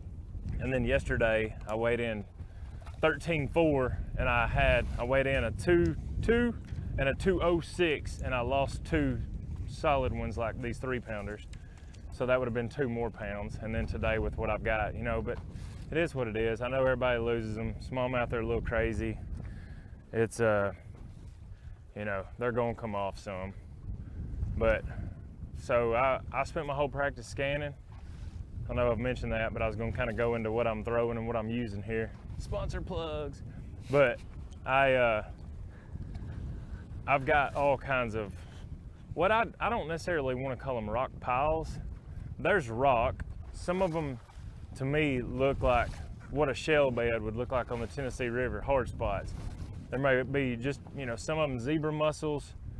Some of my better ones are, there's tons of zebra mussels there for whatever reason. And, but I'm dragging around a Strike King football jig and a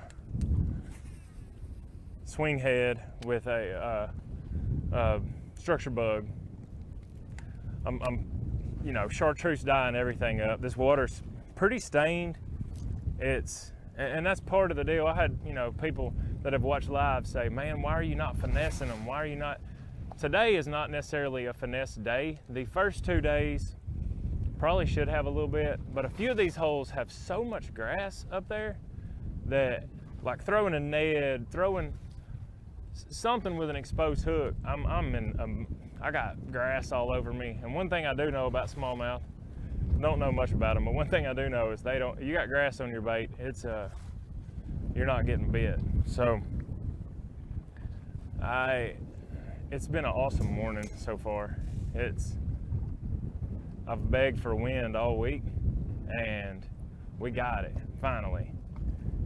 And it definitely, I mean, I don't know if it just turns the bottom up a little bit. It's just like a current. So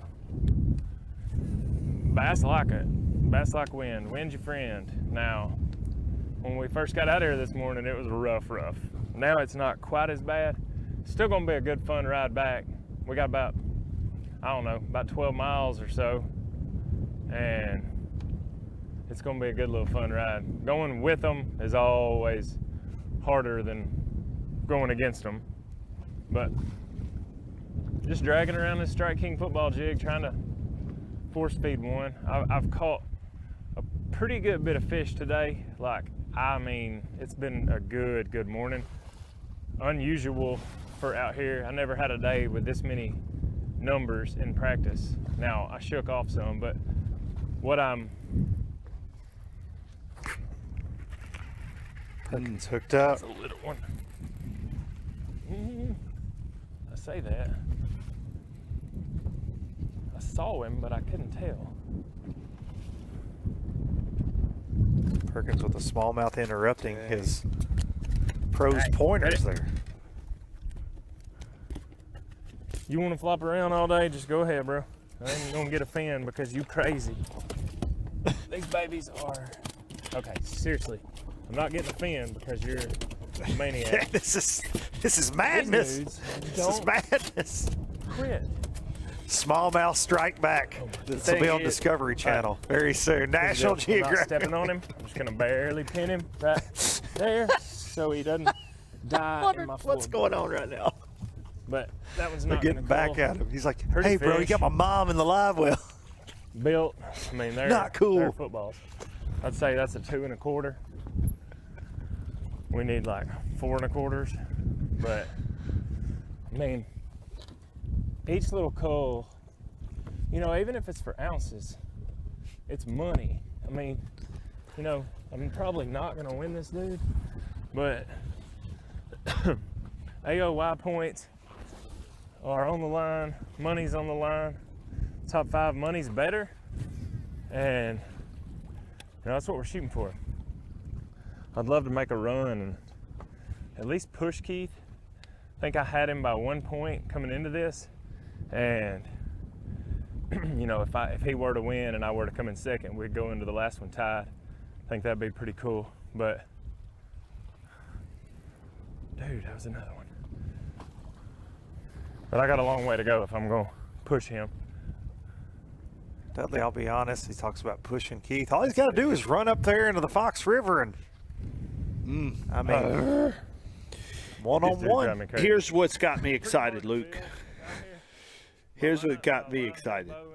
He is in an area out in the open, basically out in the open sea, and as much as this, you know, the wind has got things shaken up, he is got fish coming to him all day long. They're using that key rock pile spot, and I really believe that they're feeding big time. And the second one moves in on that rock pile that he's throwing at, they're going to bite it. Like, so we talked about finding that intersection, a key spot. He's got a key spot where, and if you look just around him, just imagine suspended smallmouth everywhere.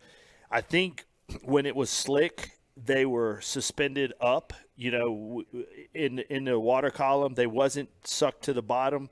The water's disturbed up a little bit. They've went and they're actually feeding down instead of up. And I think earlier in the week he was struggling because his lure was underneath the fish. Now the fish are looking down. They're feeding down. And he's going to have fish coming to him constantly all day long. We talked about Keith Carson. His situation was the water came up, and that magical tree is probably not going to be as magical because of the water coming up. It's going to spread out. I think we're going to see Keith probably expand a little bit if his magic tree doesn't start producing. He's probably going to have to fish around a lot of the cover. So shake up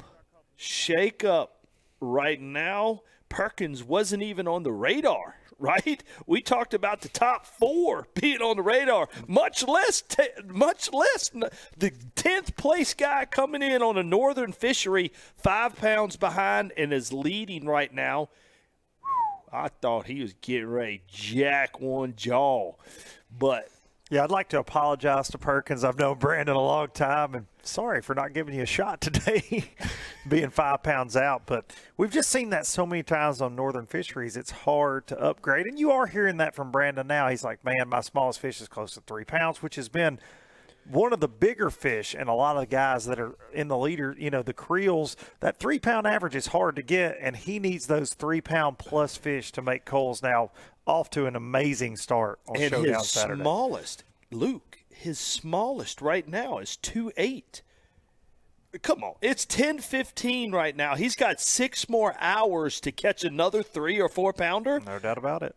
Luke, we are looking at potentially the biggest bag of the day coming in on the last day of this event. Whoa. For Perkins, we're going to go over to Sheldon Collings. He's been making a far run up the Fox River here this week and frogging, swim jigging. Had an unfortunate incident with fish carry yesterday. Live well pumps malfunctioned on him. He lost 3 of his fish, which resulted in a 3 pound penalty. Oh my God, be a bass.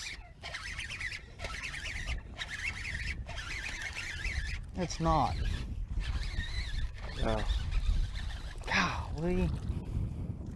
Son of a gun, dude. Boy, he exploded on it. That's a good one. Jeez. Dang it. You know, we called this area the winning area yesterday, though. They really had the numbers of bass that we saw Sheldon go through in just a 50-yard stretch were incredible. That was the one. You can see, though, if you joined us on day 2, looking over his shoulder, this area has changed dramatically with the wind. Not as much duckweed, which he utilized to throw that frog. While Sheldon re-rigs, we're going to take a look at our sponsors that bring the NPFL live to all you viewers at home, and we will see you on the other side for more Showdown Saturday from Lake Winnebago.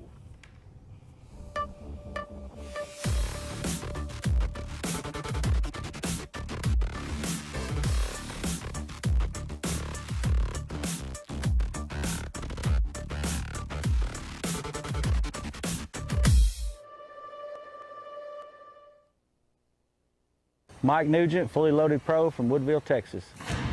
Fully Loaded makes a product that's tobacco-free, nicotine-free if you choose that. You can step down from full levels of nicotine all the way down to nothing. It's better than any tobacco I've ever tried, and it's tobacco-free.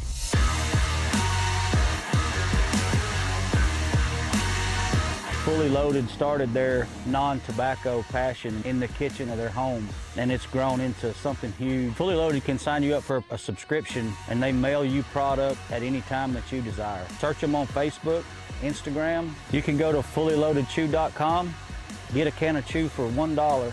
They'll ship it to you for free, and I promise you're gonna love it.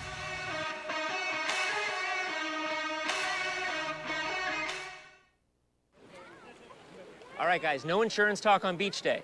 I'm down. Yes, please. Don't get me wrong, I love my RV, but insuring it is such a hassle. Same with my boat. The insurance bills are through the roof. Be cool. I wish I could group my insurance stuff. Like the house, the car, the RV. Like a cluster, an insurance cluster. Yeah, I doubt that exists. The bundle! It's a bundle and it saves you money! Hi, I'm Will from Progressive and I couldn't help it over here. Super fun beach day, everybody. TH Marine has been producing top-of-the-line marine accessories to rig boats from transom to trolling motor for decades. From jack plates to fish care to LEDs, TH Marine has you covered.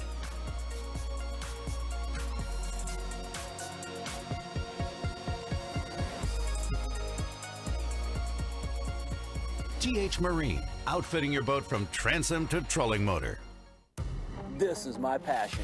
And this is my tackle store, because Fisherman Central is owned and operated by a group of anglers who are as passionate about fishing as I am. That's why you'll find the highest quality tackle from names you know, plus hard to find lures designed to give you that extra edge on the water. And they all come with expert advice on how to use them. It's like having a tackle store in your neighborhood, no matter where you live. So visit one of our 2 Ohio locations or shop online from anywhere. At Fisherman Central, our passion is catching. Welcome back to Winnebago and Timmy Reams, who has set up shop in these residential canals that line Lake Winnebago. Timmy came into Showdown Saturday in 5th place.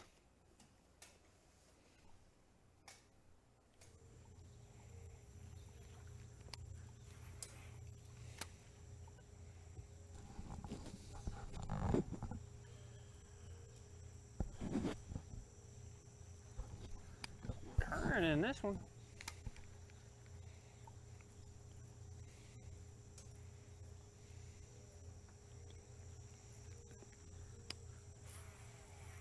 I'm gonna be honest, Luke. I didn't think anybody fishing canals could have enough to truly make it like in the top 10 in day 3. In the live well. And he's not off to a bad start. Doing something completely different than I've done all week. Old One Rod Todd is back as One Rod Rusty right now. Got the old jackhammer. Catching what I can catch. Timmy Rusty Reams, as he was dubbed by Dudley I don't yesterday. mind that. I mean, if I look like a Rusty, that's fine. I'll take it. I mean, it could be worse, I guess. The main lake's pretty rough, so I don't know if I'm going to be able to get to those one fish, some of the fish I saved. I know the one area, it's on the way back to launch, so I know I can stop there. The only problem is the fact that there's no sun. isn't a good thing for that pattern, but I'm just gonna see what I can scrape up in here. I mean, this in here is getting pounded with people, but going back in behind people and catching fish on the chatterbait, because I don't think a lot of people are throwing it, which they could be, but I got 4 in there, 3 decent ones, 1 little one. Get 1 more good one, 2 more good ones, and we got to decide what I want to do. But the way the lake is out there, I really don't want to go run too far and beat them fish. Like yesterday, I mean, I came in early yesterday because I had a fish that wasn't doing so hot, and if I would have stayed out and fished, that fish would not have made it. 100% would not have made it. So I made a decision to come in about a half hour, 45 minutes early. And good Lord was watching out over me on that one because that fish was alive. So God willing, we'll get 2 more decent ones out of here and then we'll make a decision on what to do.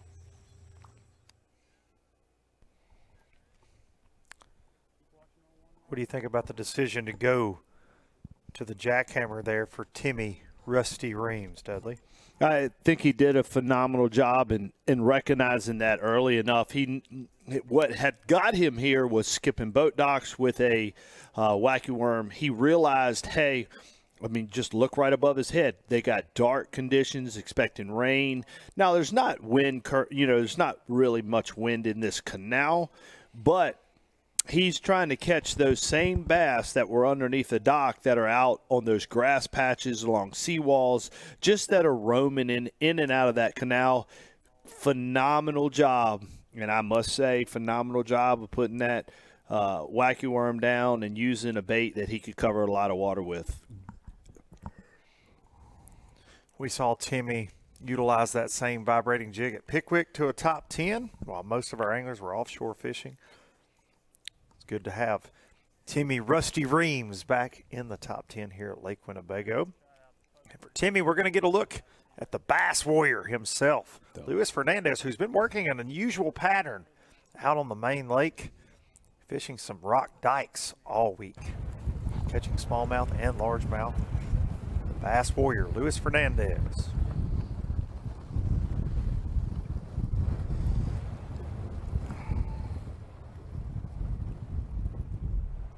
Got him. Big smallie.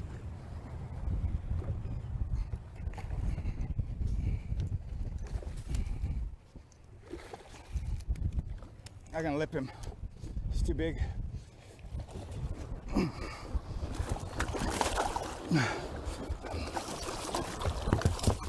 Yeah, baby! Let's go! Smallmouth hug. Let's go, 4-pounder! Woo! Let's go! You going, brother?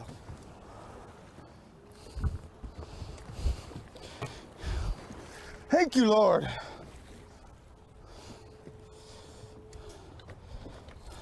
Let's go, dude. 3.5. Woo! Let's go!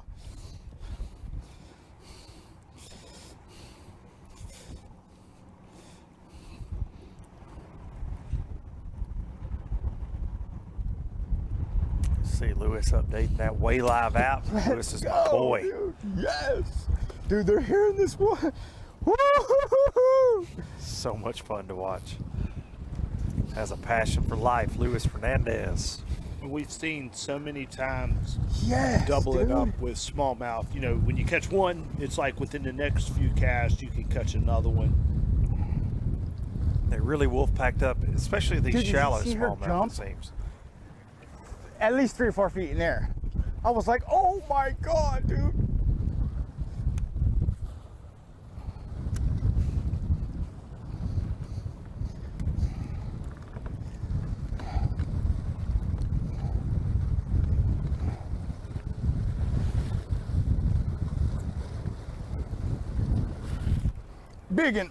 Biggin. See? Hooked up. Yeah, baby! Yeah! Let's go!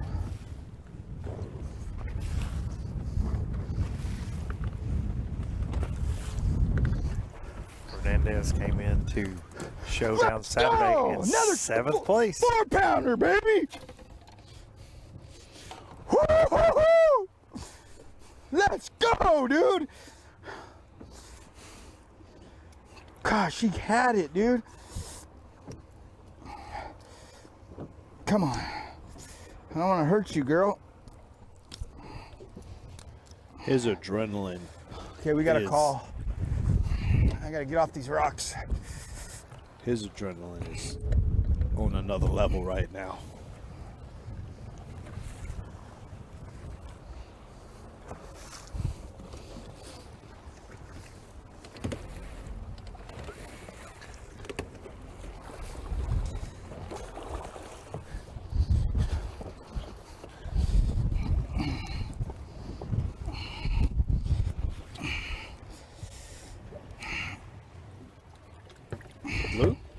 This is my small, right? We want the tag.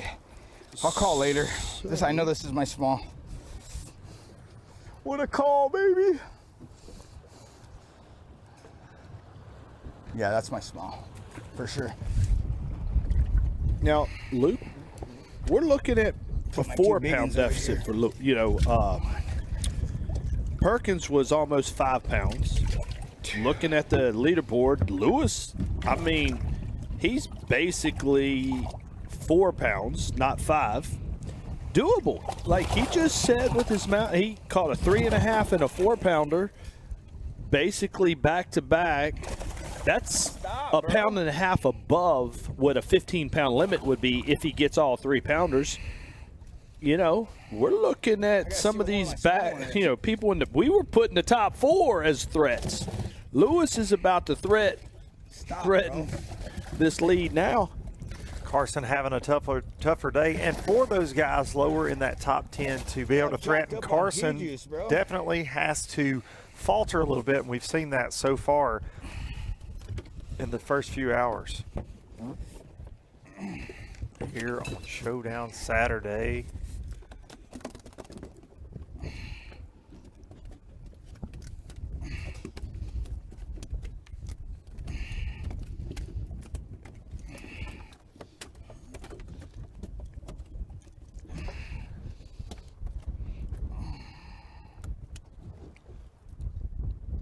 Now, Fernandez, looking at some of what he's culling now, he has a lot of room to climb, but he's off to a phenomenal start. Anything above 3 pounds is diamonds.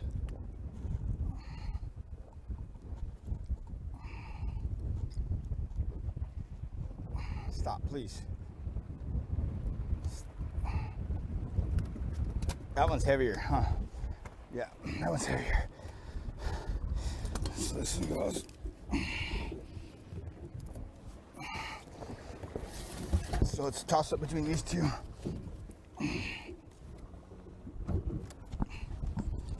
Our anglers have to make a cull before they can cast. They cannot keep 6 fish in the live well, and that was a costly mistake made by California angler Bryant Smith yesterday, who would have also been in our top 5.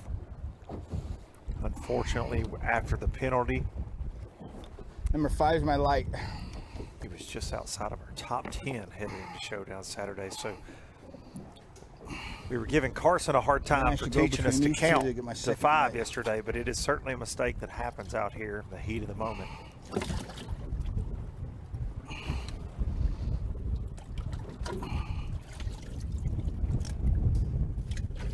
So number 5 is my light. This is my light one.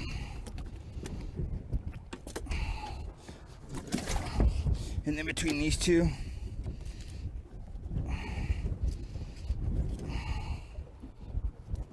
please stop. Number 4. So it goes 5 and 4.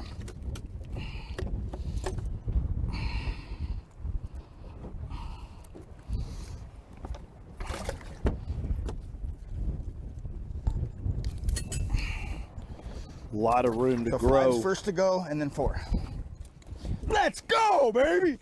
I want to get back out there. Yeah, I would say so. That wolf pack is probably 100 yards down the bank now. Hit up that Way Live app. Man.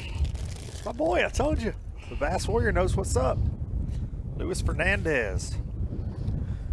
Lewis came into this You event see me both put those 4-pound 26th smallmouth place. because I use P-line.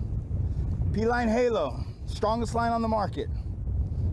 Trust me, I've fished them all. P-line is the strongest line on the market. Hands down, 100%.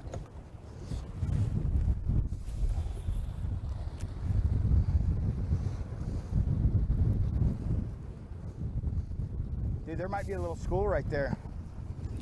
Dudley, you like to argue with people. Do not argue with Lewis over his line choice at the weigh-in this afternoon. I could tell Hero that. Day will turn into UFC Day, it sounds like. He's passionate He is about his line choice. passionate about P-line being 100%. From Fernandez over to third place angler, Paul Browning.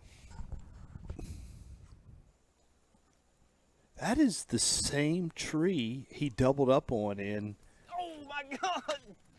Come on, Paul. What are you doing? That's the same tree. What are you doing? You can see reeds out beyond him.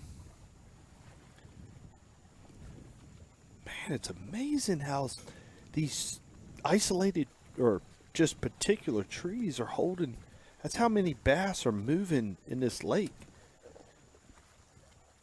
These are just fish migrating. He gonna smoke him here in a second. Yep.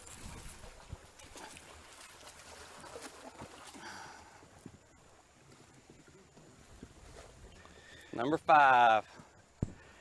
That's good. Fully loaded live well for That's a third smile. place angler, Paul Browning. Considering how the day started. Great work.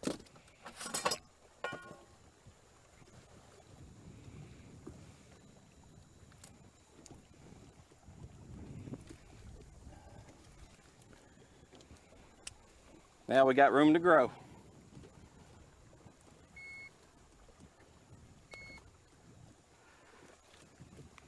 The weather certainly threw a kink into a lot of our top 10 anglers' game plans.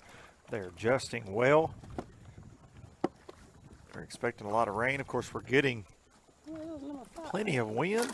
Looks like the rain may have moved out of the area, at least for now. Yeah. Let's let some of that water out. There's number 6. I guess I can do number 6. I don't know where my number 5 went. Oh, there it is.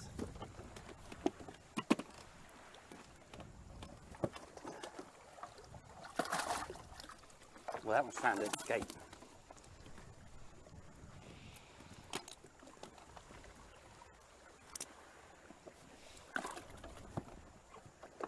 Let's see if we can cull out of this tree now. What do you say? I think that sounds like a good plan. I think it's going to happen. We're not here to doubt you, Paul. Yeah. He has got a magical tree. All right. Well, that's going to put me close to 10 pounds now. 10:07. The good side of close. We still got lots of fishing time left.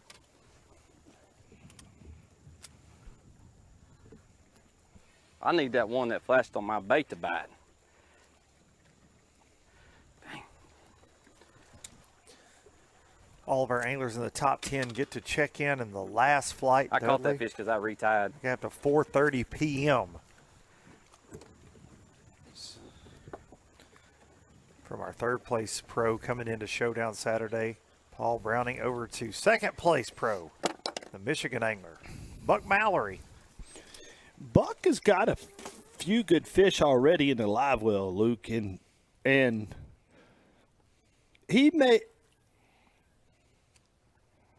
he's looking like he's back in the same area that's where he's caught a lot of his fish at today.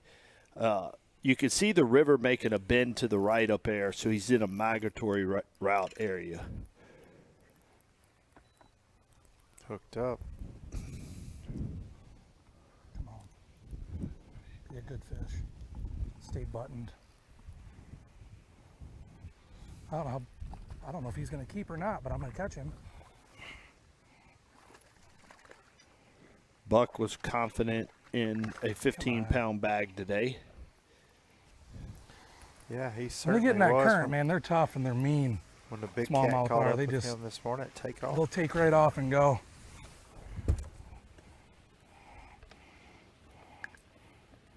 I think he's going to be really close. We talked about dialing in on areas. He sure has milked this area out. I left that and I just started blind casting and got this one to go.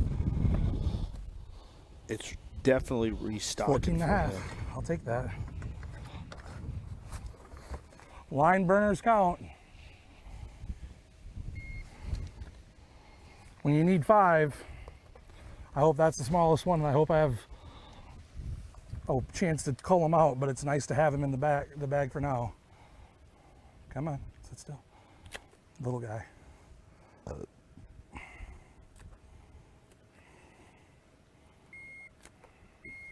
152. I believe it's going to be Buck's Step in the right third direction, fish. so I'll take it for now, and maybe we can get rid of him here sooner than later. But I'm grateful. That little chubby guy is getting me a little closer.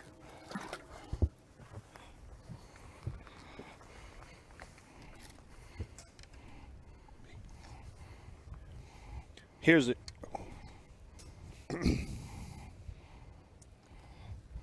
Buck showing his If versatility. I was back home on Lake St. Clair and I caught that fish, unless it was like a freak day and I needed the 5th fish at like 2 o'clock, that fish wouldn't even come close to gracing my live well. But here, I am tickled pink to have him. Totally honest.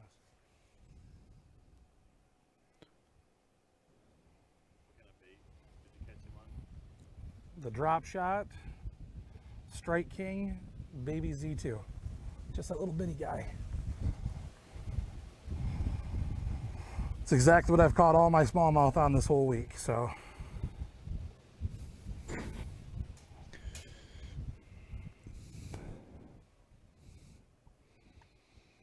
While Buck gets re-rigged, we're going to take a look at some of this wood cover, Dudley, that a lot of our anglers like Mark Schilling, Paul Browning, and leader Keith Carson have been taking advantage of to fill their live wells up with the biggest stringers we've seen all week. So let's get a little bass take breakdown on this hard cover that these anglers are facing on Lake Winnebago. Great look at it there.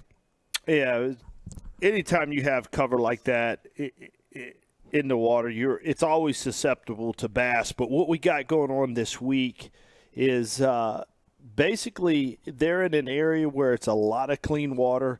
One thing I've noticed this week that fish are constantly on a move here. Now, looking at that piece of cover there, you're going to have limbs that are suspended. You're going to create shade. You're going to have cover that they can sit around. They feel secure. This time of year, Luke, the bluegill are called sungill for bluegill are called sunfish for a reason. The hotter it gets, the more the shallower they go. And seeing all these big bass up there shallow, these quality of bass are bluegill eaters. They can eat a bluegill the size 3 to 4 inches long, not necessarily a lot of these smaller ones. So seeing this cover is going to give that bait fish cover to get up under. The bass follow, of course, the bait fish. And being able to find these key trees, you saw a lot of the anglers talk about isolated trees. This tree has been good to me. This tree, we've seen them double up. Mark has definitely taken his time on this tree. He knows it's a valuable tree. He knows that this is there should be a bass laying in this tree. But basically having cover, figuring out where they're at, if that cover is in an area where it could restock, reload, is it a place that they're going to constantly go to? And these anglers have learned that throughout the course of practicing this week, and they know that they can go back to these particular trees and catch them. Not so sure I would have picked up on that. Being honest, Luke, I really – that's why live coverage is so incredible, being able to pick up and see the whole story. Guys, highlight films are great, right? Highlight films, we like to watch things on YouTube or rewinds, replays, but when you get to see this whole story unfold in front of you and actually learn from it, that's why I am a huge live fan. There you have it from Double D, the Bass Tank Breakdown. Something we've only seen about 3 of our anglers targeting those willow trees. Paul Browning, Mark Schilling, and our leader coming into Showdown Saturday, Keith Carson. A little bit of a slow morning, but that's how yesterday was. We got 2 in the boat. We've lost 2 good ones. It's been working really slow and methodical. I've caught those first 2 today that I got in, both on the David Dudley Double D spinning rod. There you go, Mark. Thank you for that. Another sushi dinner shout out. Much. But yeah, I was getting way back up in there and got some pretty good footage of that. Yes, we did. Oh. He's just knocking at their door, letting them know that he's getting ready to come in. Tell them all that we're here. Mm-hmm. Wake them up a little bit. It's really shallow up in here. So, we'll go back to the David Dudley special. From Schilling, the 4th place angler, over to our Day 2 leader, Keith Carson, trying to go wire to wire to win that 2nd NPFL Trophy of the Year. So the conditions are changing, and I got to change with it. You know, I've been working that tree really hard, and what happened is we've got such a strong west wind today that that it's pushing this really clear water out of these creeks, and it cleared up everything. When I was catching these fish the last 2 days, the water was like moderately dirty. You know, I could see down about 4 to 5 inches, and the fish were holding tight to structure because that's what they do when the water's dirty. You know, they get in close to the structure, and they, you know, makes them feel comfortable. And then when the water clears up, they're out roaming and moving because they can actually use their eyesight to chase bait and to see. And so they're just not sitting on those trees. All that's on the trees is like little dinks pretty much for me. So I'm gonna move a little bit. I'm gonna come down the bank some here where, oh, got hung up. I'm gonna come down the bank a little bit here where the water's a little bit dirtier and see if I can maybe pick off a few more. Right now, you know, I'm just trying to fill my limit. I only have 2 fish.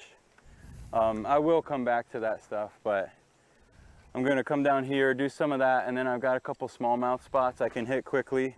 That's not too far away, and this wind should help that bite a lot. But yeah, so far it's pretty tough. I've probably had 25 bites, maybe more, I don't know. Missed most of them, and I think it's because they were all dinks, because the ones that I did catch were like dinks. I mean, I've probably caught 12 or 15 fish, and only 2 were keepers so far. So my ratio is way worse than it has been for the last few days. So I mean, I gotta change. I gotta, you know, just pay attention to what's going on and figure this out. You can hear the wheels turning there with Keith Carson trying to go wire to wire here, become our 2nd 2-time champion. As he tries to figure it out, we're going to check in with our sponsors that make the National Professional Fishing League Live possible. And we will see you on the other side for more live action on Showdown Saturday, Shake Up Saturday. I think we're going to have to change it after this, yes, the way this morning has gone. We'll see you on the other side. Hero Beverage Company. Specialty grade coffee that's small batch roasted in the U.S. and shipped fresh to your door. Enjoy a freshly brewed cup knowing your purchase directly helps everyone remain operational. Order a bag today at drinkhero.com. All right, guys, no insurance talk on beach day. I'm down. Yes, please. Don't get me wrong, I love my RV, but insuring it is such a hassle. Same with my boat. The insurance bills are through the roof. Be cool. I wish I could group my insurance stuff. Like the house, the car, the RV. Like a cluster, an insurance cluster. Yeah, I doubt that exists. The bundle! It's a bundle and it saves you money! Hi, I'm Will from Progressive and I couldn't help it over here. Super fun beach day, everybody.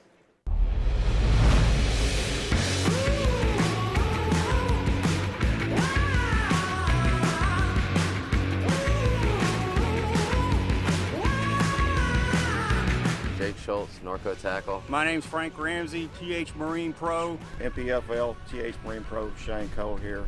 I want to talk to you all a little bit about some TH Marine products. Been on staff for quite a few years, boats loaded from bow to stern. Hey, what I want to do is discuss some really important tools on my boat. This is our jack plate. The steer blocks. It's the troll tamer. Sometimes you either got to go across skinny water, hop over something skinny, get over a log jam, and there's no better way to do any of that than with the TH jack plate.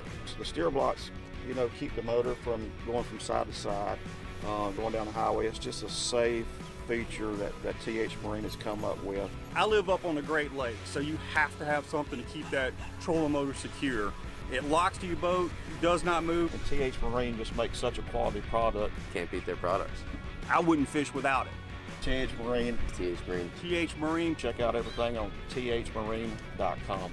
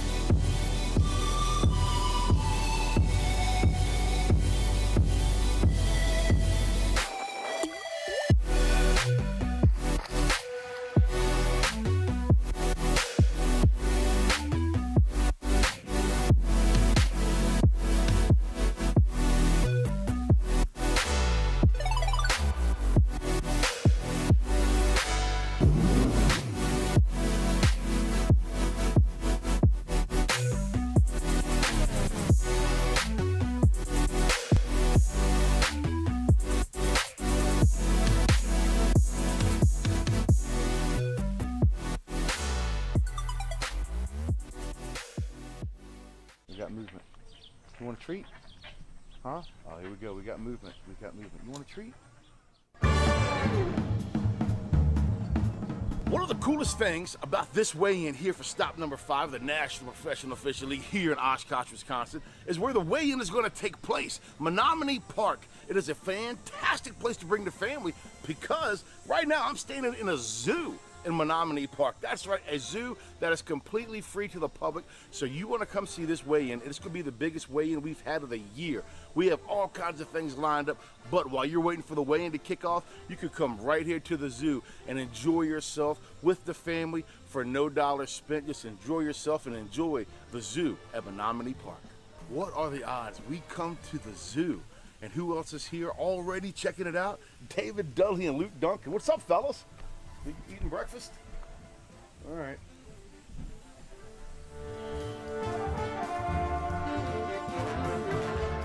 These guys here in Wisconsin have the strangest looking eagles I've ever seen in my life. Cacao, cacao. You want to go fishing? Does he want to go fishing? Yes, it does. One of the most amazing things about Oshkosh, Wisconsin is that they don't even use lawnmowers here. You're like, they don't use lawnmowers. Do they have grass? Yeah, they got grass. They have natural lawnmowers. These creatures just roam all through Oshkosh and they eat the grass, preventing people from having to cut it. Look at one in action right now as we speak.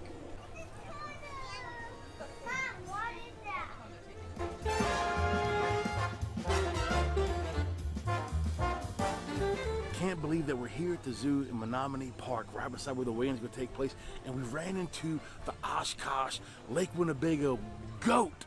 Hopefully he'll give us the download. What's going to win it? What's going to be the winning pattern, Bobby? Huh? Typical. Nothing. That's why it's the GOAT. Tight lip. Don't say nothing.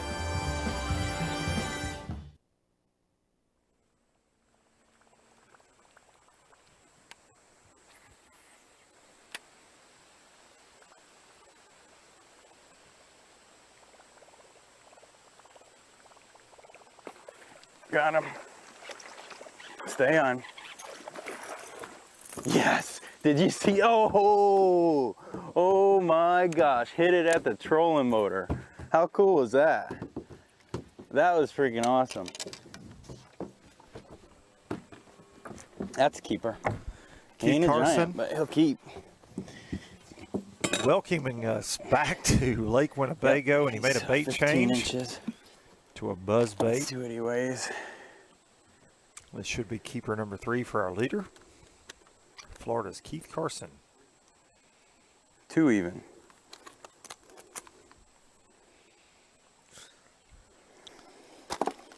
Sweet.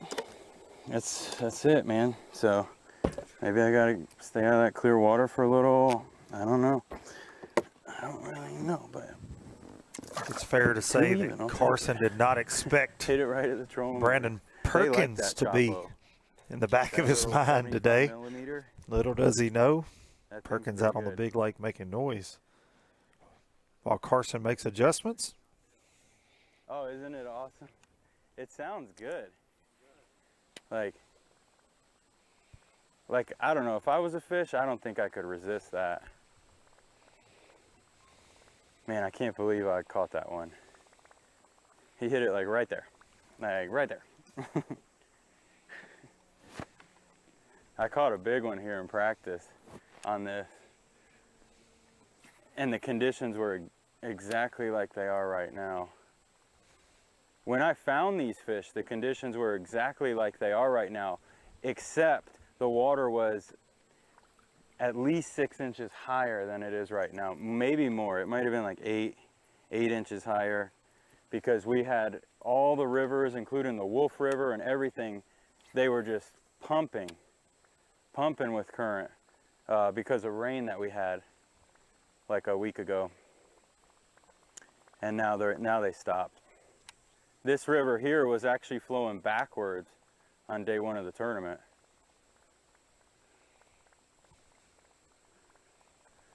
So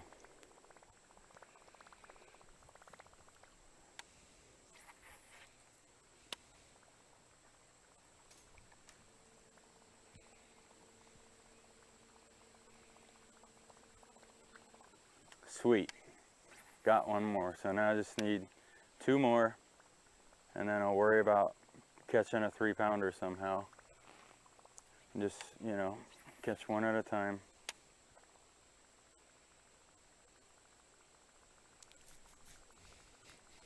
Unfortunately, if the sun comes out, that does make me want to get back to my trees over there, because that could make them hold tight. Even though the water's clear, that could help make them hold tight to those trees.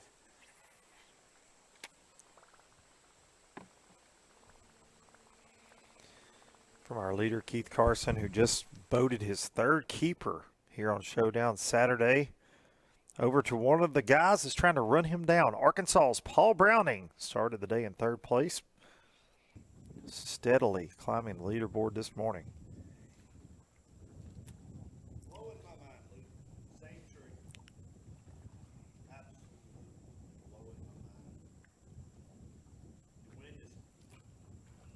Oh, that's a good one. Oh my God! The power stance.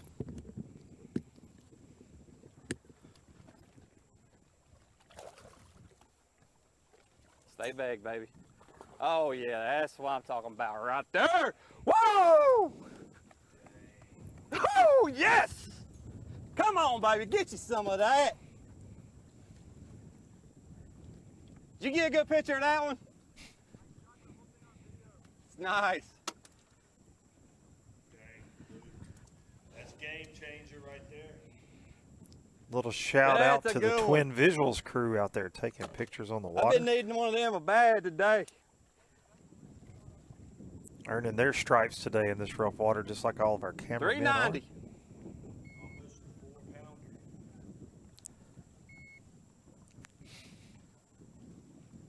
And we got a lot of room to grow today. Lots of time. Number 4.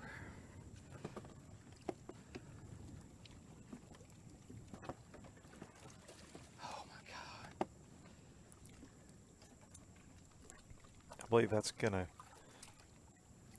that fish there, great call for Browning. That's a coal right there. It's gonna get him close to that unofficial lead. Been needing that bite the whole time, man. Came on the right day.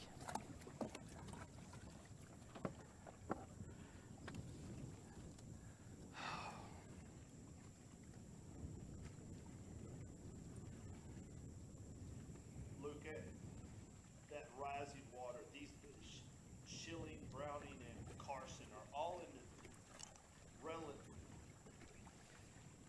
13.5. What's it about these willow trees you like so much? Luke.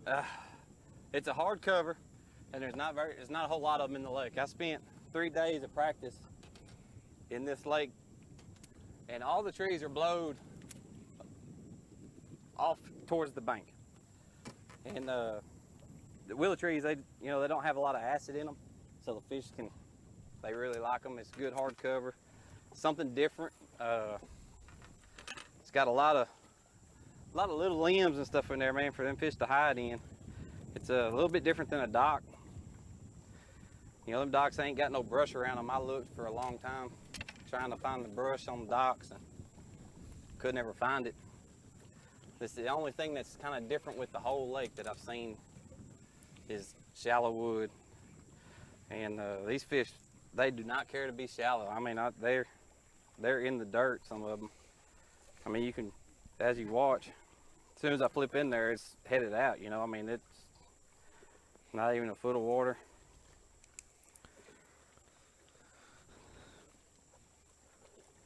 Try to find just something a little different. We're just gonna keep running these same 8 or 9 trees that I got on this side of the lake. It's kind of protected out of the wind.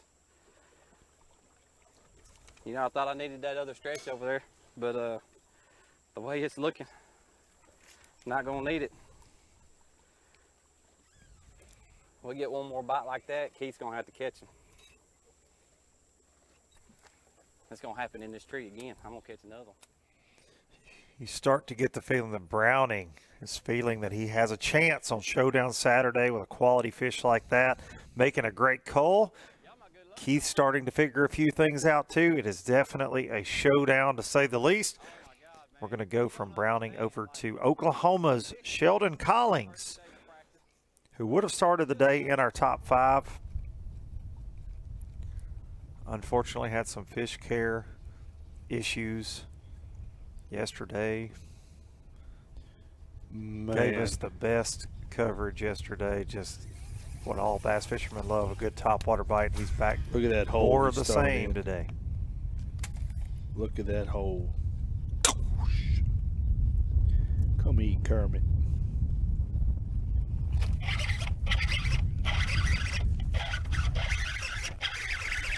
There's a good one. Stay on there, baby. Stay on there.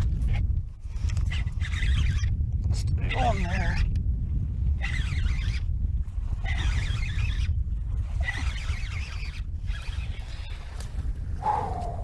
There's just an old frog bass. That took way too long to get one of them. Did you get that? Yeah, I did. Oh man. I wasn't super close when he snagged it, but I zoomed in as you're reeling in. Pretty cinematic stuff. It's a 2-pounder. Thank you, Lord. Look at that. Just had to get a little sun out to catch one on a frog. Sheldon, I'm going to start calling him Mighty Mouse. Not the biggest guy in our field, but when he swings, I don't want to be on the other end of that line. Mighty Mouse. Wow. Sheldon Dude, my Collins hand dropping hurts so bombs. Well, yeah, from yesterday? Yeah, from yesterday. That's more like it. 2.6. Number 2.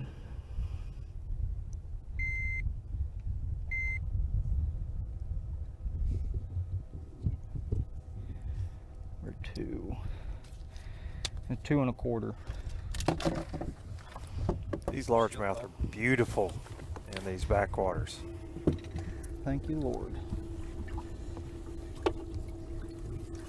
That's a good call. As we enter our Big 11 difference from o'clock a 2 hour, 1/4 to a 1 Dudley, 3/4. things are, just shaking up all over the place between the Progressive Angler of the Year race Thanks for playing, little guy. and Showdown Saturday. These standings, it is hard to keep up with what's going on out there right now between Brandon Perkins, Paul Browning, Keith Carson, Mark Schilling. It's hurting up here. It's all everybody. cut up. They're just trading Rip blows my at hand this open point. over there. I mean, that's when you're having a lot of fun. Yeah, Sheldon's got the chewed up hands from catching so many Winnebago bass.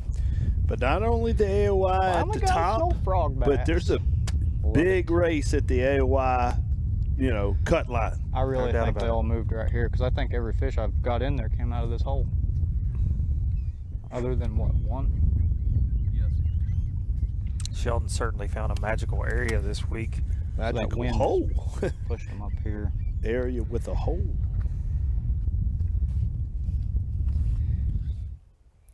While Sheldon tries to catch another frog bass, we're going to take a look back at some of the morning's action. And action there has been plenty of on Lake Winnebago here. Stop number 5 of the NPFL.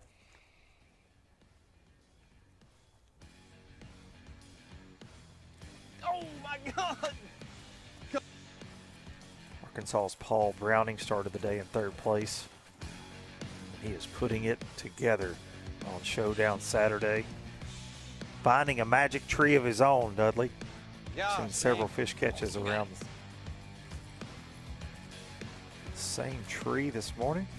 Hey, I think that rising water has really, in his particular area, has really put those trees magic today. Michigan's Buck Mallory started the day in 2nd place, sitting on 3 fish currently. This was his most recent keeper, just a 14-inch smallmouth. But when you are shy of that fully loaded live well, every fish over 14 inches certainly goes a long way. Big, baby. Back to Paul Browning. That's what I'm talking about right there. Whoa! With an almost 4-pound kicker. Got him. Keith Stay on. Carson. Yes. Did you see? Oh. Making an adjustment. These different conditions, that's the name of the game, changing it up. And Timmy changing it up very well today with the old baitcaster in hand. Spinning rod had got him to this top 10 day and doing a phenomenal job changing up. Yeah, baby! That's Let's warrior. go! He's going for sure.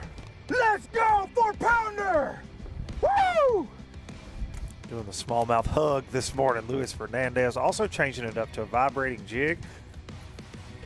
Back over to Timmy. Rusty Reams, as he has been dubbed by Double D. Biggin. Luis Yeah, baby! Fernandez Yeah! shaking up that leaderboard. Started the day in 7th place. Now we're going to look at the unofficial leaderboard here on Showdown Saturday in this 11 o'clock hour. Several hours of fishing time left, of course, and everything will remain unofficial until that drive-through weigh-in at Menominee Park starting at 3 p.m. with Big Al McCullough on the mic and Paul Browning sitting on top right now unofficially. But the biggest move of the day, Brandon Perkins coming from 10th place. He's been in the lead, Dudley, most of the day unofficially, but Paul Browning taking a slight lead over Perkins right now. Luis Fernandez in 3rd, and you see our wire-to-wire contender. Keith Carson has slid to 4th place, but he's made some adjustments, just got that 3rd keeper in the boat.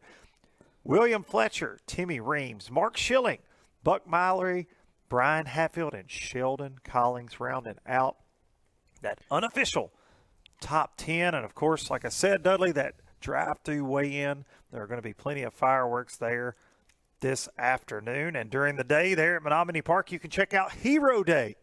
the Hero Beverage Company. Anything from dock dogs to checking out local heroes and anything from police cars to Fat Cat Newton on a unicycle. Good times to be had for the family at Menominee Park. And now we get back out on Lake Winnebago. Paul Browning.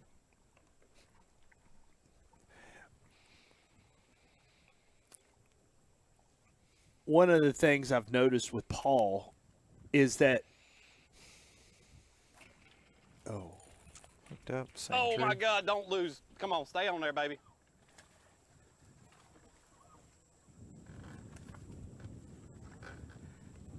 Come on, poles.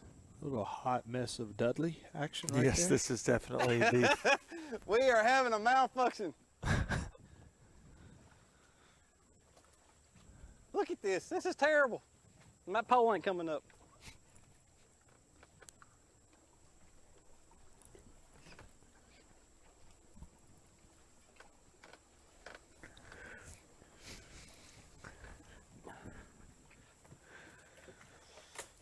Thank God this is not Wright Patman, or he would have a rattlesnake in his boat by now, Dudley, from what we saw down there. Paul Browning leaving it all out there on Showdown Saturday. You know he wishes he didn't disturb that tree as much, you know, as ruining that. But he can come back, of course. Holy cow.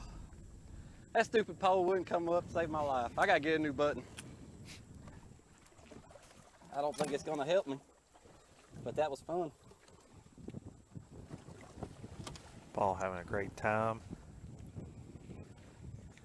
out there on the water today, Lake Winnebago. And Dudley, this is a fun fact about Browning. He says he gets compared to country artist Luke Bryan a lot. Fat Cat Newton calls him Luke Bryan, as a matter of fact. Wonder if he might see if we can get him to sing for us today on live. No help. That one won't help. That was fun, though.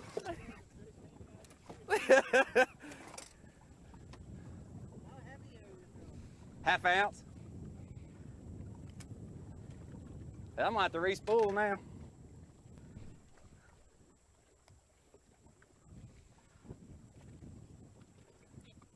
I may not win, but I'm having freaking fun.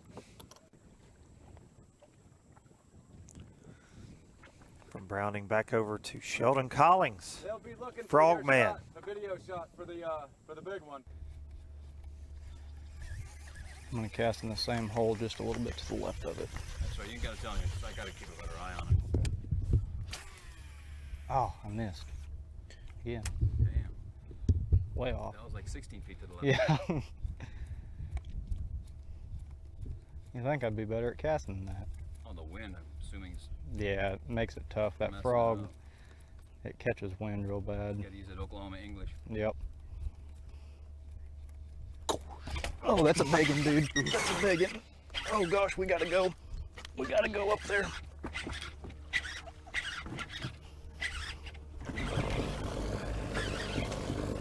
Please be on there. Full combat Please fishing. be on there. Sheldon Collings. Please, God, be on there.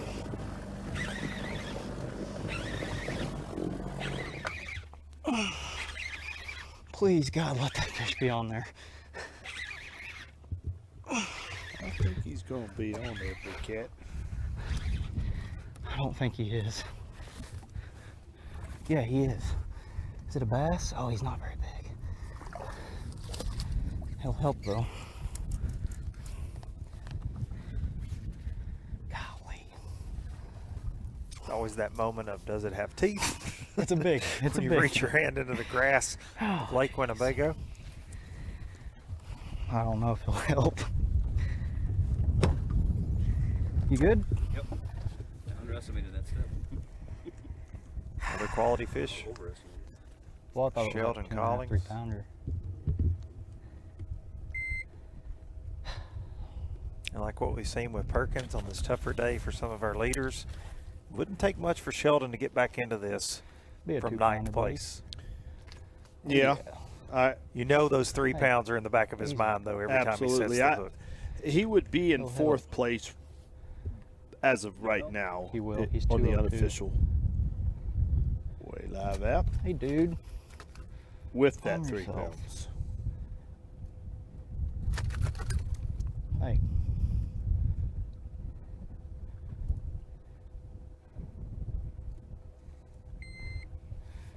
202 calls out number 3, which is a 176.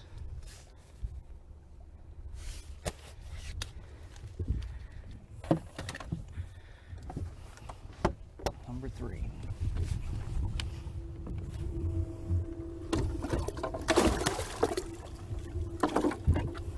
Yeah, it's a good call. You can definitely tell the difference. Great upgrade.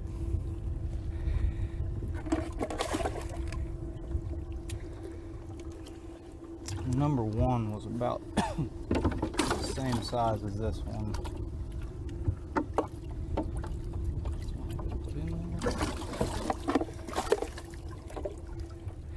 This one's definitely bigger.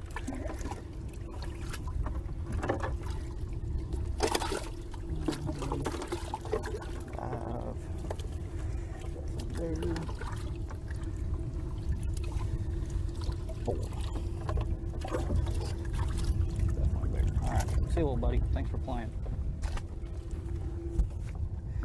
Heck yeah, calling now. Not by a whole lot, but every ounce today is an extra $1. Uh-oh, starting to bite the old frog. You hear Sheldon I wish there, Dudley. that bass weighed that much. We talk a ton about the $50,000 first place prize, that Angler of the Year trophy, but these guys fighting to get into that top 25 for Progressive AOY, and we are paying 36 places today here. All right, $425,000 in total cash prizes will be handed out. That ninth place, that 36th place check is $9,000, and every spot that you move up in that top 10 means more money. Our second place finisher takes home $30,000, and that is nothing to sneeze at. So the frog, boys are in trouble. Speaking of the boys, I'm starting to call you Frogman. Oh, Frogman. I'll take it. It's a good name. Sheldon Frogman Collings? Yeah, I'm cool with it. It's not a bad moniker. Hopefully, by the end of the day, it's Mr. Frogman 20-pound Collings. Where did my frog go? This is a cluster. From the Frogman over to New Jersey's own Luke Schrader. We're going to get a little double D bass tank breakdown, Dudley, on what we're fixing to see from Schrader. I got to jump in just the New Jersey angler, always in the shallow vegetation. Yeah, looking at Schrader this week, he has been definitely shallow. And one of the things I find interesting that he's targeting is very shallow docks with a lot of cover. Anytime you can have a dock that's choked out with grass, it kind of narrows that bite down if that bass happens to be moving in that shallow area without sunlight underneath that dock. And look here. Small one, but without sunlight to penetrate the water, that is going to leave an area that is clean. Those bass can set up in there and ambush anything that comes swimming through there. You can have docks in an area and not have cover around them and won't hold anything, but a lot of people discredit docks that are choked out with grass because that is an area that holds bass anyways. And with putting a dock in there. So his strategy this week to target boat docks, and as you can see right now, using the Dudley stick with the Dudley worm, the Dudley wacky. I appreciate the stick I see him throwing. So, yes, bass tank breakdown of a shallow water dock going extra shallow with cover around it is an awesome strategy to do on any lake that you have with grass around it. I'm starting to think that you really enjoy the bass tank breakdowns more than most because you get to name everything after yourself. The Dudley what? It's a Dudley dock. It's a Dudley boat. Look at that Dudley weed eater that guy's using up there. The Dudley yard. Hey, I'm only in Dudley, Wisconsin. I'm only going kind of copying what they've actually been named. Yeah, you get some shout outs. You get some shout outs. I'm just following suit. Maybe I did name it a Dudley dock. The Dudley tattoos. Lots of things going on. Comment. Do you like my new ink work this week? I do like likes it. my new I ink think work? it's very might remove permanent it, and though. amazing. I might remove it in a day or two. I don't know. You're going to need a magic eraser from God to do that.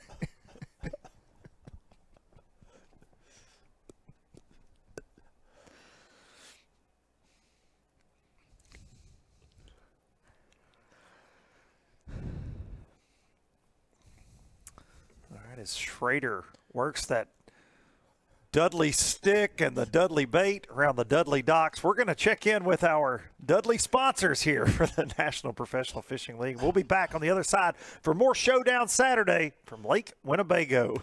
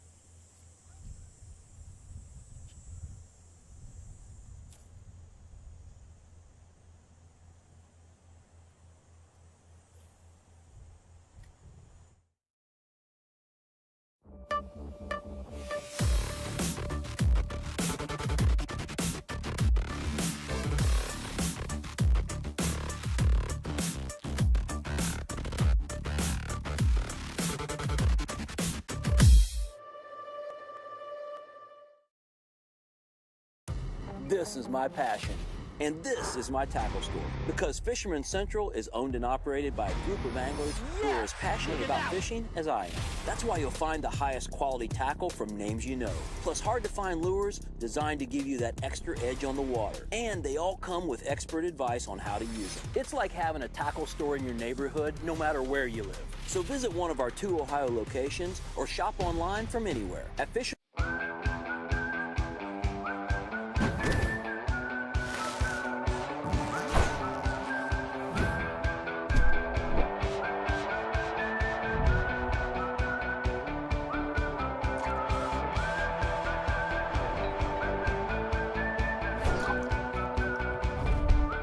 Omega products are built by fishermen for fishermen. We set out to build the best vibrating jig on the market. The blending of high-end components, a detailed assembly process, and a burning desire to achieve perfection are the pillars of the Rapture bait. Nothing in life worth having comes easy. The Rapture was no different. Countless hours of testing and retesting. The result, a vibrating jig that hunts, hooks, and catches bass like no other.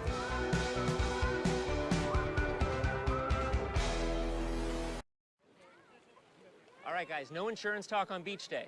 I'm down. Yes, please. Don't get me wrong, I love my RV, but insuring it is such a hassle. Same with my boat. The insurance bills are through the roof. Be cool. I wish I could group my insurance stuff. Like the house, the car, the RV. Like a cluster, an insurance cluster. Yeah, I doubt that exists. The bundle! It's a bundle and it saves you money! Hi, I'm Will from Progressive and I couldn't help it over here. Super fun beach day, everybody.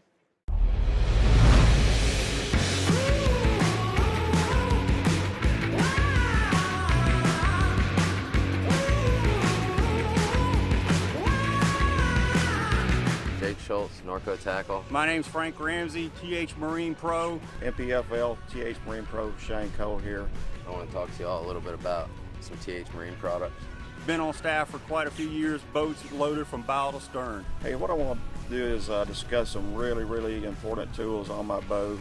This is our jack boat. It's the steer blocks. It's the troll tamer. Sometimes you either got to go across skinny water, hop over something skinny, get over a log jam, and there's no better way to do any of that than with the TH jack plate.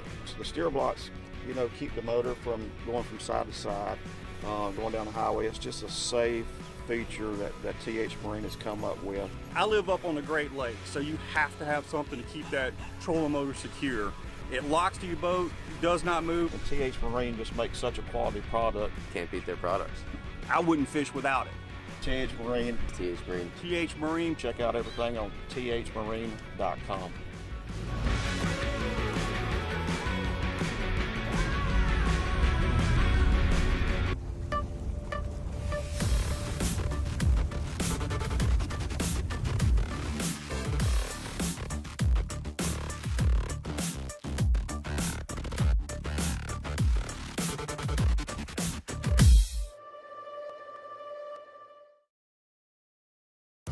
This is my passion, and this is my tackle school, because Fisherman Central is owned and operated by a group.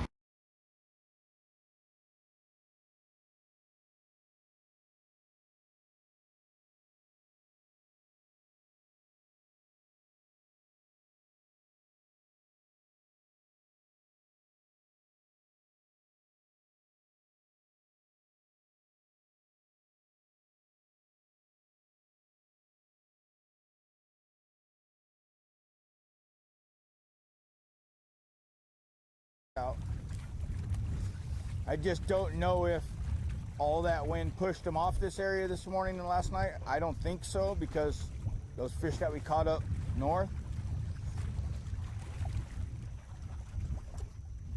But I'm just covering water now. It sounds like these fish are turned on with this weather, so I'm just going to cover water as fast as I can. Just start winding, casting at every object, every pocket.